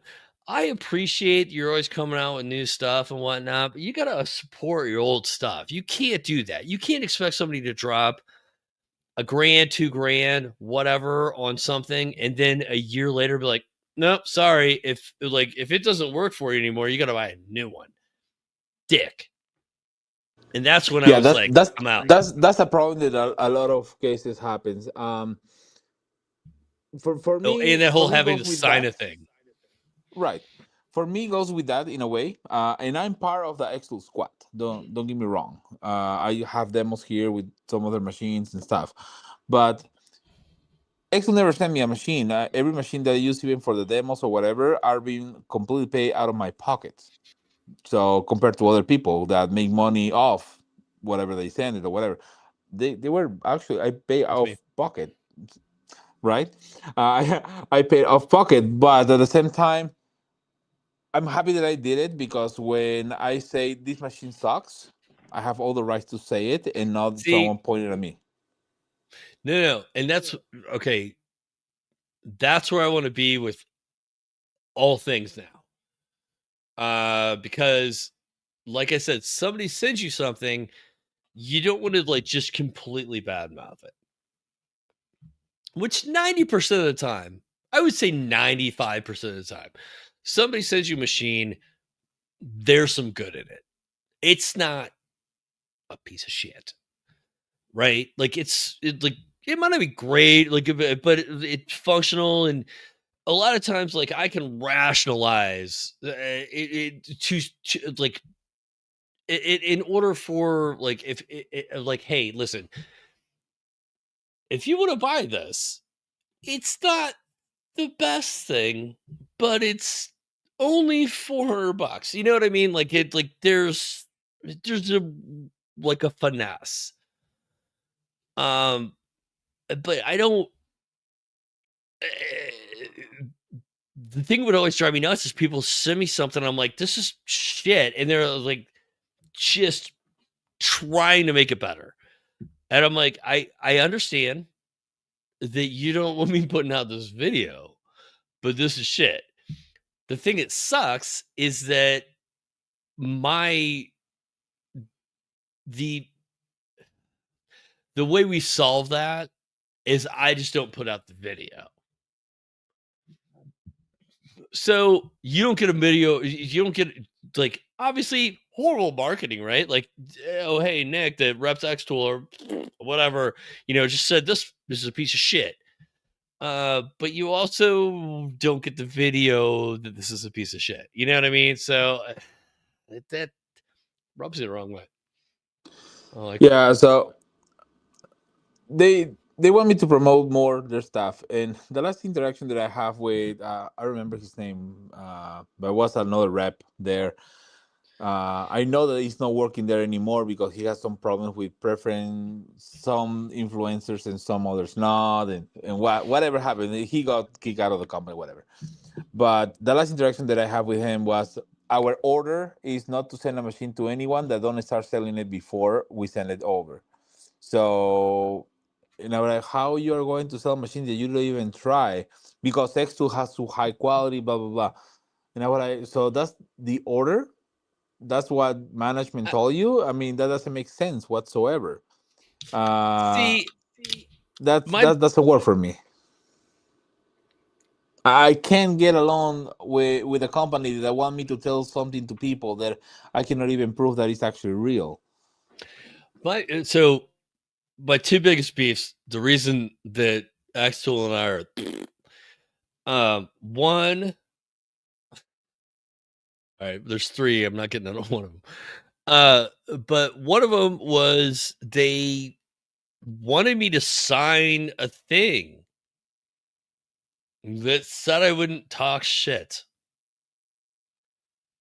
And if you go back and watch, I would say most of my X Tool videos, I don't I don't blatantly say this is horrible, but like I point out flaws. And they were trying to get me to not do that. And I was one of their first ever affiliates. I never signed shit. So, I got a bunch of shit too, where people were like, "Oh yeah, well you signed a thing for him." Like my buddy got this, but he has integrity, and I'm like, I never signed shit.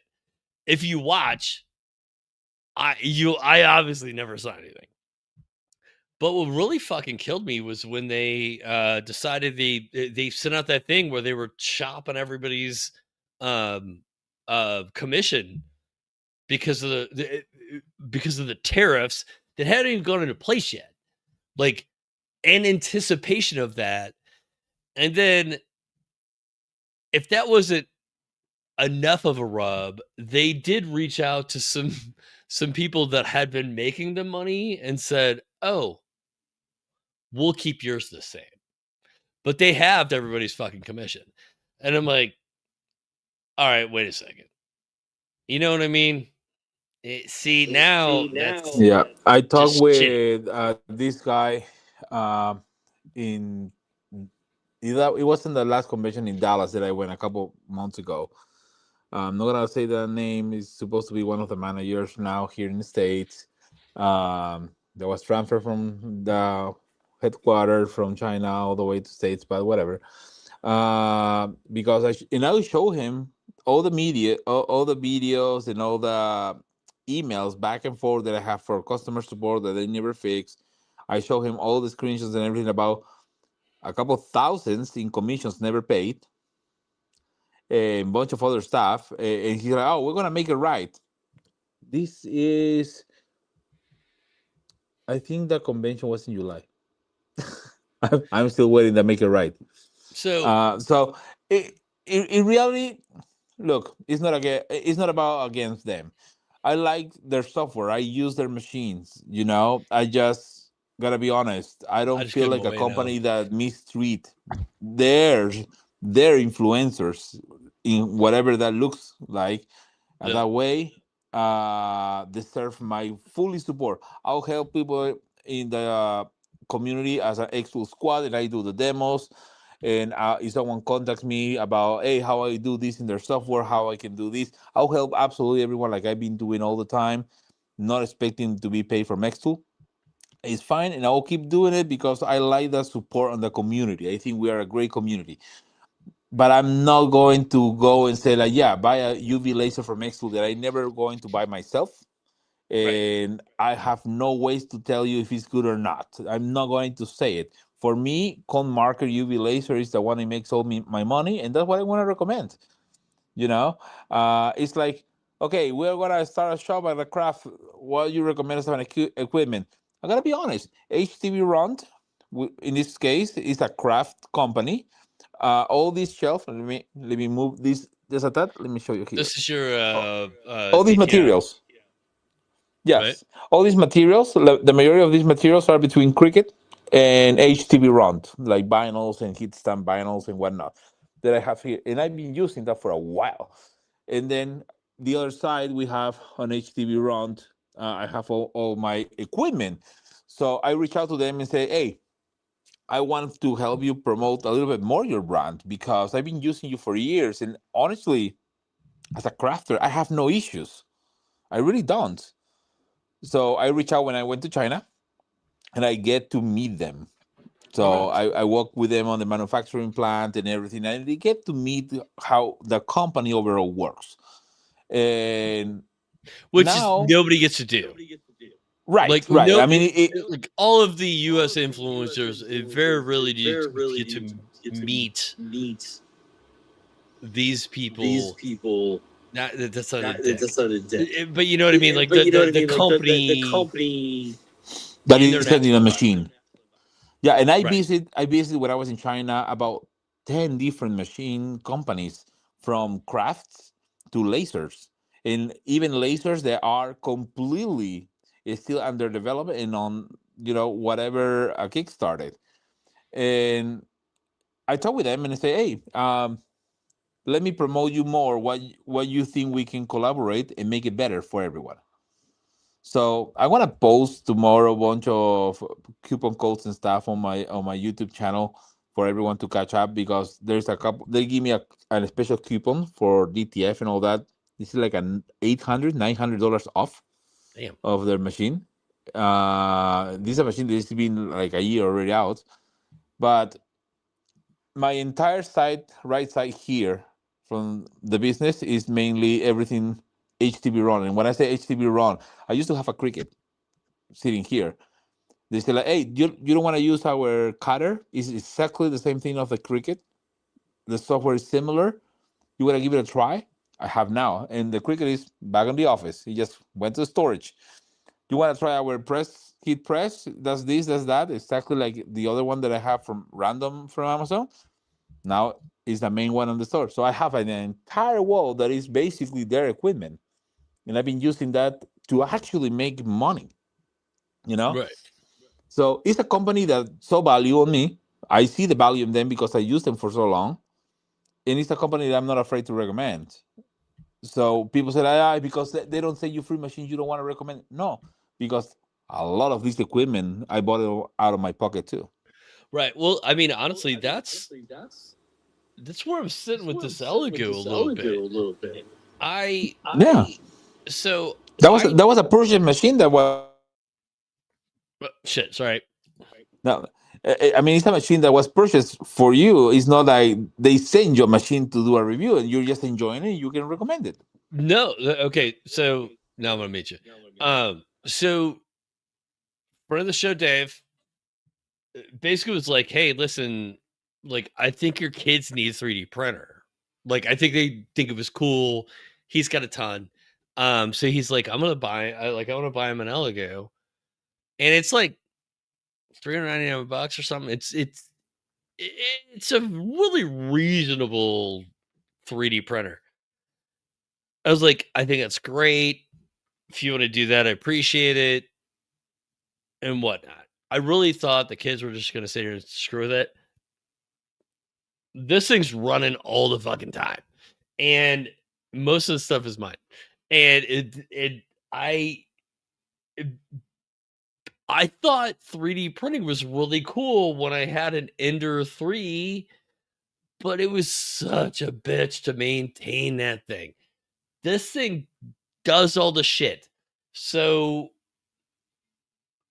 I didn't pay for this, but I also am not endorsed by any means by it, but I think everybody should have this fucking thing in their house.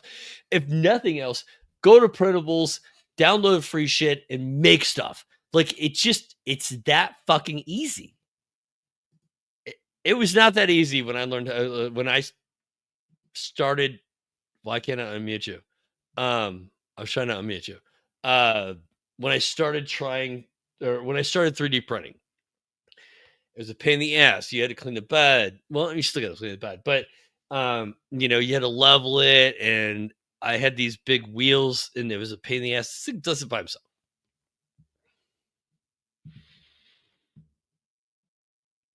All right, I'm still trying to unmute you. I can't unmute you. Can you unmute yourself? Yes. Oh, there we go. Ah, shit. There you go. Yeah. So 3D printing. 3D printing for me has been great in many ways. One of my main business is based on 3D printing. But going back to the subject, what to buy for 2026? I wanna give people right now my top five recommendations to buy for the shop. Uh-oh. And see if someone wanna add something on the chat, please do. And if they wanna Hi, baby. paperweight. So Number one, I will recommend everyone, if you have the real estate, to get into a UV printer and the money and whatever to buy a UV printer. I can't recommend UV make. That will be Nick. I just can't. But I recommend start looking into UV printing. Whatever machine works for you, I will recommend that for next year for people to make money. That's my recommendation number one. My recommendation number two is going to be DTF. DTF, as much as people don't understand it completely, what they can do or You not guys with always said it on DTF. my channel. What? DTF means a totally different thing on Build That Bill than it does in Printing Oh, World. yes, I know. I know. I know. Okay. I'm going to say direct to film There it is. for printing. So that is one of those piece of equipment that when I got it the first time was like, hey, it should be nice to have one just in case I want to print my own shirt and I need to go to events. It turns into probably the one that keeps the lights in this place actually on, to be honest. I mean, just today we print about 9 different things for people that walk into the store. Damn. And literally Well, it an is. hour before we went live, these two ladies, Park, came in with 4 shirts. They brought their own shirts. They said, like, can you put these on these shirts? All right, let's do it. So they walk out of the store. I have $60 in the pocket, and these Um, are 5 years to print. and they so UV printing again. UV makes the only thing I got. Like as far as I know, or I mean, as far as I have seen, Right, right. that's the next shit that you're going to be able to do that with because it's so fast. And so that's my two first recommendations. The third recommendation I'm gonna say, get a CO2 laser Yes. in any capacity. CO2 laser. If you have the budget to go for a big boy and mean boy, I think Nick can hook you up with an AP laser. They have entry level size entry AP lasers. You need to buy that. What was the size of the monstrosity that they have? Jeez, it's like uh 60 48 maybe 40 60. It's too big. It's the size of a fucking small car. I'm gonna let you I'm gonna run to the bathroom. I gotta check on my daughter. So I'm gonna hop out for a sec. All right, so get a CO2 laser. Nick can hook you up with an AP laser if you guys need that. I'll personally recommend you the one I'm using, which is my Montport Reno series. I use the Reno 45 watt. If you don't buy one on Black Friday, you're missing a big discount. But if you want to steal a discount, you can put my Alive Pixel as a code and you get a discount. So we have the UV printer. We have the Garmin printer, basically a DTF. I know it's different on your channel. We have the CO2. Look into cone marker UV lasers. UV lasers are getting high in volume for production. If I do something crazy, you are looking for a UV laser, check the cone marker UV lasers. The beauty on code marker is that my code, it still works with their discount on Black Friday. So right now they have one that is like a $2,800 after you put my code, and that is the one that I use the most. So UV lasers, 5 watt, 10 watt, whatever your budget can be, UV laser is a thing that I think you should get regardless. And also, if you are still looking into lasers that are going to give you a better engrave for wood, I'm gonna say diode laser, and my recommendation is going to be Alien Cell, which is the one that AP Laser is going to be using for the main new laser that they're launching. Uh, yes, shipping to Australia killed the most, but I think Alien Cell is shipping to Australia. I know that a couple people bought lasers from Cone Marker and ship it to Australia as well. So it will be something that you can see. Prusa. So Ryan, Prusa is an amazing machine. The problem is you're paying for the name. You're not paying for the printer at that point. I would recommend you to go with a bamboo if you want like a. That's the one. That's the ones I use. The Elegoo are really good as well, but I do like the ecosystem of the bamboo printers. That's what I use for all my prints. That's what I have in my house and my little farm, and that's what I have here at the store. But those are my five recommendations. So we have the UV. I'm gonna say it again. The DTF. We have the the UV laser. Corrective film kits. Right? The UV laser. We have the CO2 laser, and we have the diode laser. I think with all these five things, you can run a successful shop and have enough variety to keep your customers happy. That's in my opinion. My biggest money maker is being the printer for t-shirts and all that kind of stuff because I apply for everything. That's my biggest money maker this year. Regardless of how much I love lasers, I'm making more money printing direct to film than using my lasers. That's the truth. Oh, we talked about Prusa, right? Prusa's a really nice machine. Don't get me wrong. They're pretty and they work exceptionally well. They just launched a new one with 8 heads. That's the thing.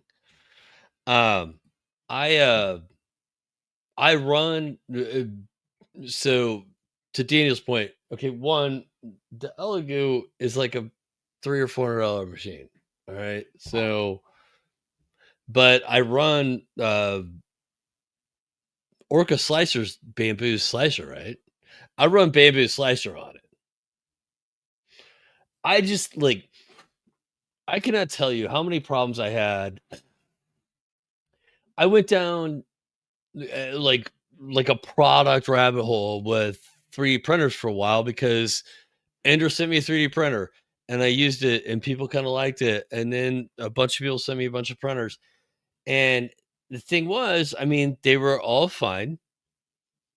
I don't really have a problem with any of them. Like there was nothing that stuck out as bad about one of them. It was leveling was always a huge pain in the ass. And the other issue I had, and this could totally be like a humidity issue between Houston and where I am now in Kansas City, but I would print something on any one of those printers, any one of those 3D printers. I would print something super awesome. I would try to print it again, it would fuzz out and I would come up to like spaghetti factory, just everywhere. And everybody's like, well, it's humidity and stuff like that. And so, but you know what? Like, I didn't want to buy a food dehydrator, put all my filament in it or anything. Like, there's too much of a pain in the ass. This thing, I've had two things fuzz out on me, and one of them was 100% my fault. And one of them I really think was the print because I printed it twice and it fuzzed out in the exact same place. And I'm like, when you're getting free prints, sometimes they're going to fuzz out because somebody didn't figure out exactly. My son was playing around on Tinkercad and he made a little figurine and he wanted me to print it out. And I went to print it out and he made the legs too thin. So when he was taking when we were taking the supports off, the legs broke too because they're thin. But 3D printer, man, you need a 3D printer. I don't give a shit what it is. Elegoo's just cheap. 3D printer. Um, Kenny, Kenny Beans. If I can show you, let me turn my camera, and you guys please excuse the mess. But I want to turn the camera so you can see what I'm talking about here. I wanna I wanna move. Let's see where the cable of my camera goes. So this is the machine. It looks like a Cricut, okay? And I have the Epson printer here. I have their hot press here. I have their HTV run heat press, and I actually add a laser on the top so I can have the alignment and all that. I have the phone case, heat press here. I have an oven there, and those two white big things are the DTF printers. And of course, I put their logo on the top because they are this wall is completely sponsored by them, and this wall here is what is paying the entire store. To be honest, I mean, and if I put a number, if you ask me right now how much money I need to invest to have that kind of a setup there running, taking the tables out, that entire corner of my store, I'm gonna say that it's probably $3,500. Or no, I'm lying. It's about $4,500. It's, I mean, it's not a lot of money. with the DTF printers. What? With the DTF printers Yeah, the DTF printers was 2,500, 2,600. each. Well, one was sent to me, but I bought the other one. Okay, but So like so I'm one is counting about like, 2,500 bucks. and I normally use one unless I have like a high volume of stuff. But yeah, I mean, it's not terrible if you put it on numbers that you can kind of compensate for a shop, because one Right. No, laser no, no. I mean, of a that sounds really recognized brand is good. of That's why I was. $8,000. You know, Yeah. so here's the thing: I try to buy smarter, not just because the name and how pretty it is. But at the same time, I consider myself a power user, and I know if some things have an issue, I can fix it to some extent. But none of these things so far have any issues. The only one that I have an issue, and I'm gonna say that is mostly because I didn't leave it running like I should and things like that, is one of the DTF printers. I need to change the print head. It's completely clogged, and I can't clean it. I don't know why I'm trying, but I can't clean it any longer. But again, you have to make decisions sometimes in money for the value you're going to sell, because in all this time that I have a store for about 7 months, this equipment is not just paying the lights and keeping this open, because what I make the money with them, at the same time I can make money with the lasers and different other Right. stuff. So it, it's about how functional is for you. Exactly, Chris. I pay for function. That's exactly what I'm saying. Is how functional this was for me. So that's my recommendation for everyone on 2026. You need to start thinking that there are going to be a lot of changes in our economy, because the tariffs and everything, even though they say that they back up the tariffs, I'm paying a lot of money every time I order screws and stuff from China that I used to pay Yeah. Oh yeah. a lot less, well, just to make my jigs and my stuff. Now Well, that's a I'm lot of spending a lot people of that I'm money. talking to. They say, hey, there wasn't really tariffs or the tariffs really got scaled back, and I'm like, but apparently not everywhere because like there's a bunch of like little tiny stuff like that that you're talking about, seen here, that I'm like, whoa, like why did this go up like 800%? you know, so there's still some shipping and bullshit stuff going on, and we don't know if that's gonna fucking change. And goes back to what is happening in the economy, because I think the tariff. Look, I have my opinion on how tariffs can be good and can be disastrous for the country overall. I have my personal opinions about it. And you gotta understand, I've been in 26 different countries, so I see economy in different ways. But one of the things that I also understand is that a lot of the things that are happening with the tariffs is that when they raise the prices, because the scare of the tariff and the stock that they have in different businesses to sell, they raise the prices. And when they said we're going to back up on the tariffs, even though they didn't bought with a tariff, they already put the price with the tariffs that was not even Right. in place. And Yeah. now that they're backing up, the price is not really going back to what it was, it's going back just a little. Well, that's So what you're still X-Tool did. overpaying. X-Tool's like, hey, tariffs, we're gonna pay like creators less, and then they like scaled it back. They're like, I didn't see him saying, oh, hey, we're gonna add a percentage back. You know what I mean? Like everybody's like taking advantage of it a little bit too. So Yeah, but what will be your recommendations, Nick, for next year, people? I recommend diversify a little bit, add some colors in your life, and try to not look just on the big brands. So I mean, my recommendation is this. Or my recommendations are this. One, and when I say the UV Make UV printer, I don't mean it has to be that. But I think next year you're going to see these printers and it's going to be something you need in the shop because you can put like I said, it's kind of like a Cricut on steroids, right? You can grab you can grab an image, you can do a full color image on, something within size constraints, obviously, pretty quick. And as much as everybody was bitching about ink prices, per unit is not that much. It's depending on what you're doing, whatever. But that's something that's going to be like a very easy way to personalize something.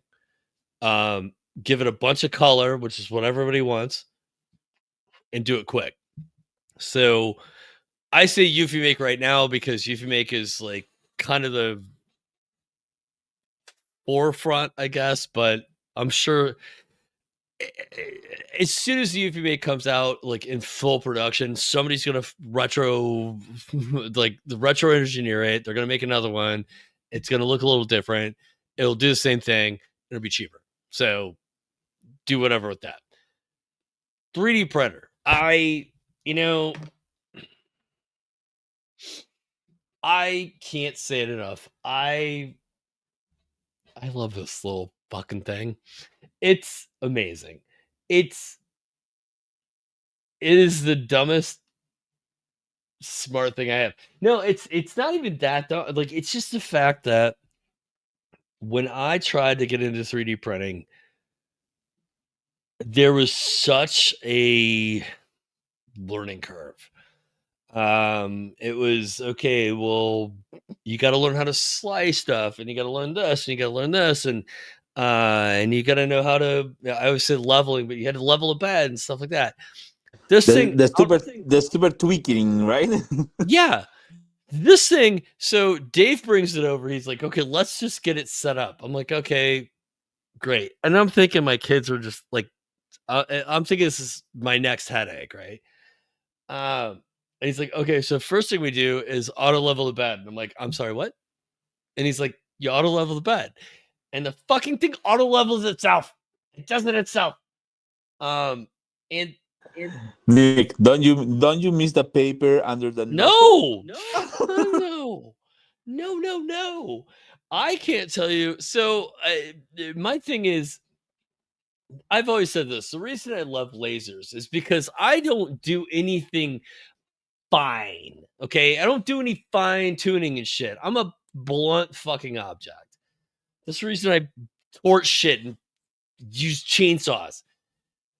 Anything fine tuning, do not like. I am trying to learn how to play guitar. I buy a guitar. I'm trying to tune it for the first time. I break the A string 3 times while trying to tune it.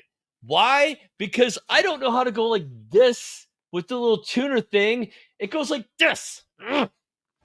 And I did it a bunch of times and broke a bunch of strings. I am the blunt object. I do not do fine shit. This does fine shit. So, yeah, leveling, no. Paper underneath, no. This doesn't. So, but what's killing me too is like the slicers have gotten so much better. So now it's just like you pretty much, like I said, my kid basically drew something in Tinkercad. He made a 3D object. We did nothing. We put it into the slicer and it said, this is how it's going to slice. And it fucking printed the thing. And it printed it well. If he had made the legs thicker, it would still have legs. But it's just I don't do little meticulous shit well. So, and especially now with the fucking osteoarthritis apparently. So things that do small detailed things I need in my life. Okay, so You can unmute me now. no, no. I mean, I hear you. I and I think this is because art school for me was like the little detail on the movement and this and that. It kind of worked for me on that part. But my partner here at the store, Juan, he kind of like you. He manhandle everything, you know. And I always like, dude, Okay, wait, chill. I I'll didn't say do it. manhandle. Yeah, you didn't Jesus. manhandle Don't shit, make me you into know, a dude. rapist. No, I'll do it. Uh, tools. What tools do you Ham recommend to fist. everyone? Yeah, what tools you recommend everyone to have in their shop that are not related to electronics? Electronics because it's a saw and they use battery. You're not gonna be pedaling, but All right. what would you recommend for You need people, a man? saw. I would say honestly, I would say like it's more expensive, but you want a track saw. Unless you're woodworking or unless you have the space to have a because even my uh table saw, I have a contract saw, like it folds up and it goes in the corner because I don't use it all the time. It just takes up space. I mean, it's great, it's cheaper. But I would say you need some sort of saw, you need a um well, you need a drill. If you don't have a drill, what are you doing here? You get a quality sander. And when I say quality, I don't mean go by Festool. I don't know where my camera is. I don't mean go by Festool or something just stupid expensive for no reason. But when you sand, sanding sucks. And when you have issues with your hands, um, shitty sanders make that worse. So invest in a decent sander. And when I say that is like again, I have a Makita sander. I don't have anything super fancy. I know people might think it's super fancy, but Festool is ridiculously expensive for no reason. Although, if you ever use one, okay, nice. It's Surf like prep, rigid, right? huh? Rigid is also Oh, oh yeah, rigid rigid. is Yeah, like rigid and why Festool is double the price? are surf prep. I tell you what, man, I don't. There's a reason the only people you see using surf prep are people that are endorsed by them. That shit is expensive. I am dumbfounded. I was like, you know what? I'm down with some surf prep. That it's more expensive than Festool in some ways. Just don't buy a shitty sander. Buy a decent sander. If you want to know like what a decent sander is, like it's the mid price point one. Grinder, not a grinder, but a Dremel. Need a Dremel. Uh, then it depends on what you're doing, man. Weeders, you always need weeders. If you guys don't Get know a what weeders, good yeah, and you can get probably a good shop back.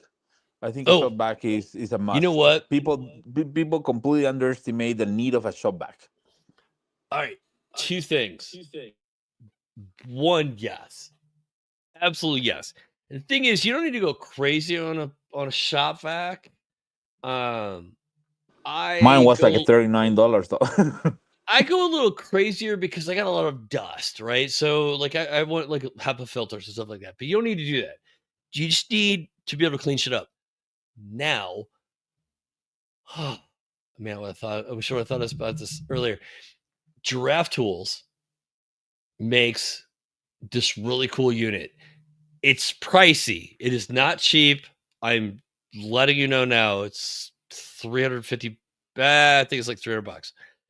Um, mounts on a wall, and it has a 30-foot friggin' hose on it. Why is this awesome? Because shop space, floor space is a premium. I have two.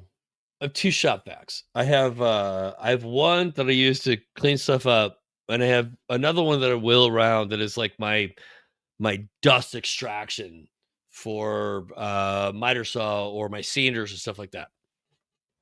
So I have two of Yeah, these that things the that are one that I like move around is a Craftman. so I got two of these things that are like this big around that I just roll around the shop. The fact that that thing mounts on the corner or mounts on the wall. Anyway, it's by Giraffe Tools, and the reason I'm telling you this is because um to make things at home. I cannot remember his Instagram. Right now, Giraffe Tools is having a like kind of Black Friday sale, but then if you use his code, you get like another 10% off. So if you're even considering it, and by the way, me saying this, I am not getting shit out of that, right? Like I'm just like it just seems like a really cool thing. But if you go during Black Friday, which is I think is already going on because it's been Black Friday since July. Um, Yeah, most of Black Friday goes from the 20th to the 30th. Black Friday goes from Black Friday till the next Black Friday. But if you use his code, you get another like it's either 10 or 15% off. So um if you buy the one that doesn't have the remote, which you know what I've realized in my life is I need less fucking remotes in my life. Everything I have has a remote. I have a pile of remotes. I don't know what they do. I don't know what they do. I can't ever find the one I want. I don't need a vacuum cleaner that has a remote on it. So don't buy the one with the remote. Get the cheaper version, and then get you your 10% discount on that. And I'm sure he gets a nut. So I'll link all his shit. Yeah, no, absolutely. I think a lot of us, I think we completely underestimate the power of some extra help with basic tools. Like the shop vac. We underestimate the power of having a shop vac. For me, cleaning the pieces of the laser, just going with a shop vac really quick, especially when they get trapped in the freaking honeycomb, is one thing. Now, this dial laser, the bed is. Let me bring the bed because this is stupid. I need no more Like, remotes in my life. look at the size of this thing. Jesus. So it's made of steel, and this is I thought he was 20 bringing us a pizza. pounds. Oh, right? This is 20 pounds of honeycomb. So I'm getting tired of taking this thing out of my laser. So I need a vacuum. That's the reality. And do you remember this, like a wooden rods that you flip it and you feel everything like running out like Yeah, a the rain? rain tubes or whatever. Yeah, yeah, yeah. Is that what I it just put does? the honeycomb on the wall. You just did it. Hold on. But yeah, man. Nick, it's been an awesome night, man. Hanging out. I love Yeah, to share 100%. time with you and run some and bounce some ideas. Um, hey, there's only one more thing that I need to say for everyone about 2026. Oh.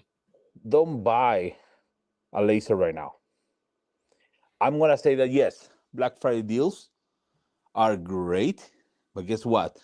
Normally, the Black Friday deals come back in the first week of the year because they need to burn the inventory that they built.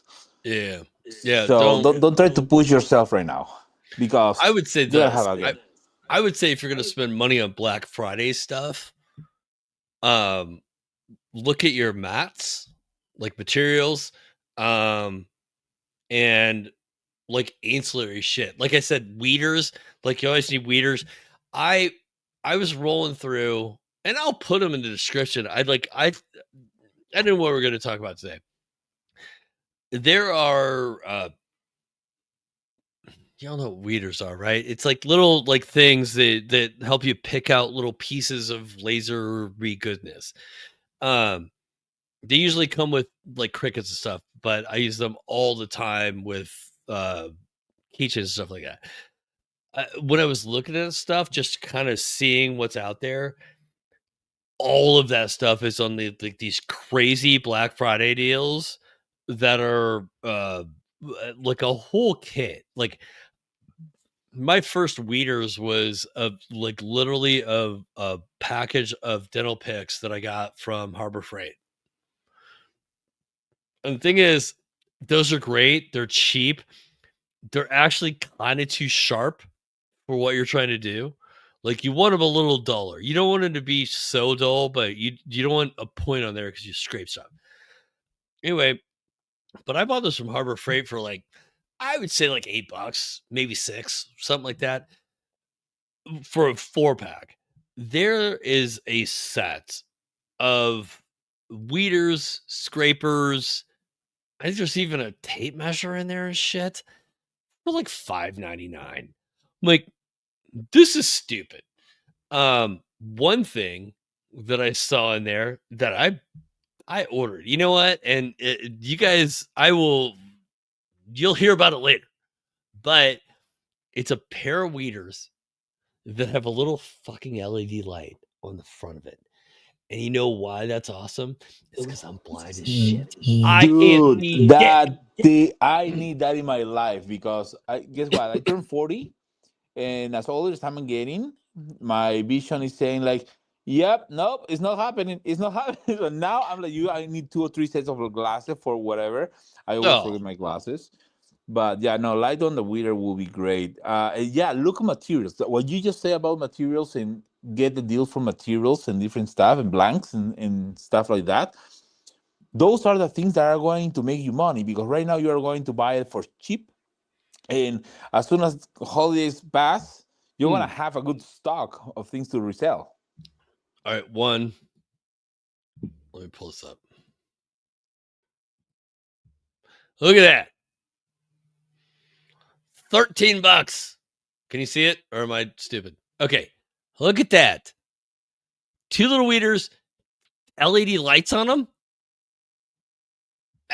And I bought them today. Like, fuck off. That's so good. Oh, I'm getting a pair. I'm gonna get a pair for me, a pair for Tess, so she can start Right? weeding stuff because we do it a lot.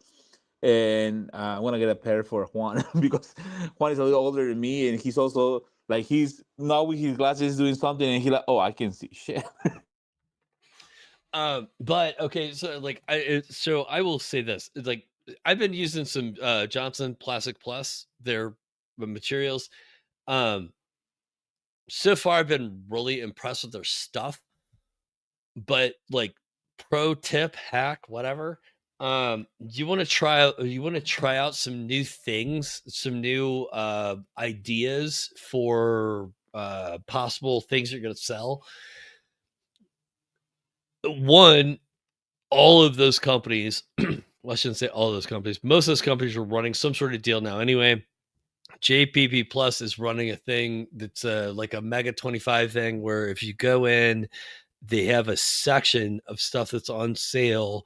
And if you buy, and when I say stuff, like laser engravable keychains and pens and laser engravable wallets or whatever, they've got sublimation and all that stuff too. I just don't pay attention to it. But all that stuff is like on sale, and then it's gets a percentage off. So um I'm sorry, if you buy X amount, it gets a percentage off. So example, I have wanted like I make keychains on my Etsy store. Kind of wanted to branch out and do maybe some like leather keychains and stuff like that. Right now, I can buy leather keychains on their website for it's like a buck 30 a piece or something. I can't source and make that myself for that cheap. So, if you want to try out some new things, go if you buy like normally it's like if you buy, if you buy one, it's whatever price. If you buy 10, it goes down a little bit. If you buy 25. So Yeah, what I do a lot of normally when you times, buy by the case, it's like super like dirt cheap. oh yeah. But what I do is when I want to test out something, I'll go buy anywhere between 10 and 25 of them And like I said, they're like $1.50 a piece or something. I mean, and so one that allows me enough stock to fuck up. And but it also allows me enough stock to make a couple like samples and still be able to sell 10. Um anyway, so that stuff is gold right now. Anybody that's like doing that kind of sale right now, I'm like, shh, buy that up because that's where you want to like because at the beginning of the year, you know what? You're not gonna come out with a like a keychain right now that fucking slaps, right? Like it's not gonna fucking hit any algorithm or anything like that. But next year, you're gonna have some cheap ass keychains and you're gonna be able to sell the shit out of them. So, I mean, like look at that kind of thing because sometimes those guys have extra stock and they're getting rid of them. Sometimes they're not moving very well. You know what? Sometimes they're not moving very well because nobody's selling them, and if you sold them, they would move well. So Yeah, there's that. man. I think material is the thing that I would recommend people to spend the most money right now. If you are looking for a new machine, we already gave you our shouts of what we recommend to have. I would probably not necessarily spend my money on Black Friday I'm on a machine. 100% with Daniel on that. I would not because they're gonna run. They're gonna run a big fucking deal like halfway through January. Guarantee it because sales are gonna die, and they're gonna be like, oh shit. We have a new machine we're going to put out. X-Tool, we got a machine we're going to put out in February. We got to sell our shit. So but they're gonna try to bang on inventory in January. So yeah, I would 100%. Yeah, I wouldn't buy anything big right now. To tell you the truth. Yeah, nothing that is going to be an investment that you are going to pay in parts. I think will justify it. I think backing up yourself on materials is something that you can actually have an ROI by the end of the year and kicking up on the next year with something that you pay dirt ship and you can sell in a very good profit margins. That will be my recommendation for everyone looking into laser crafting and whatnot. There are some deals though that I feel like are very good, but it will depend on how is the budget of people and what is the urgency See, for and what you get. this is where I have issue. Not issue. Um like I have a hard time knowing what to recommend people because right now, um, Home Depot, Lowe's, they run these like crazy specials on like tool packs. And the thing is, like, for most people, it's probably not a great deal because if you have a couple of tools, you're probably getting a couple of repeats. You know what I mean? And so they'll have like two drills and a circular saw and a reciprocating saw or whatever. And so for me, every time I see this, like, man, it's a really good deal. But I have two of those tools, so it's not a good deal for me. Um, if you're just starting out, them's the deals, man, because it gets you like normally like the big thing now with all the cordless tools is like they're trying to get you into their battery ecosystem. So a lot of these tool packs come with like multiple batteries. Anyway, so I have a hard time. Like it was like I sit down to do like a newsletter, and I'm like, hey, look at all these deals. But I'm like, does anybody care? Like, because I'm not gonna I'm not gonna go replace all my tools, right? Like I have tools that are functional and whatnot. But yeah, man, if you're starting out, like that's the way to go. Go find like a 5 or 7 pack. Uh I would say like I'm a huge fan of Milwaukee right now. I never wanted to be a fanboy, but their return policy is stupid good. I had a problem with a drill. Um, I sent it to them. They had it for less than a week and returned it to me, and I'm pretty sure they just sent me a new drill. Um, but yeah, I like get a package deal, man. So good. Yeah, no, absolutely.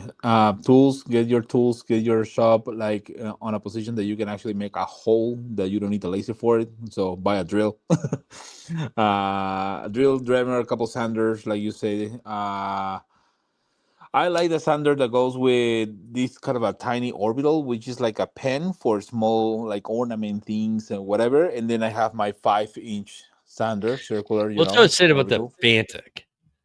That Fantic is pretty cool, man. Like just the idea of it and the fact that it's cordless, so good. Yeah, I gotta definitely look into it. But I'm Shit. gonna go home, man. I'm gonna take my dogs out. They probably are about to just crap all over the house. Oh yeah. So yeah, but my wife and son left already. Like I'm supposed to go watch the Grinch with my daughter. No, shit. But man, like always, it's been a pleasure. Thank you so much for hosting this, Nick. I really appreciate you, man.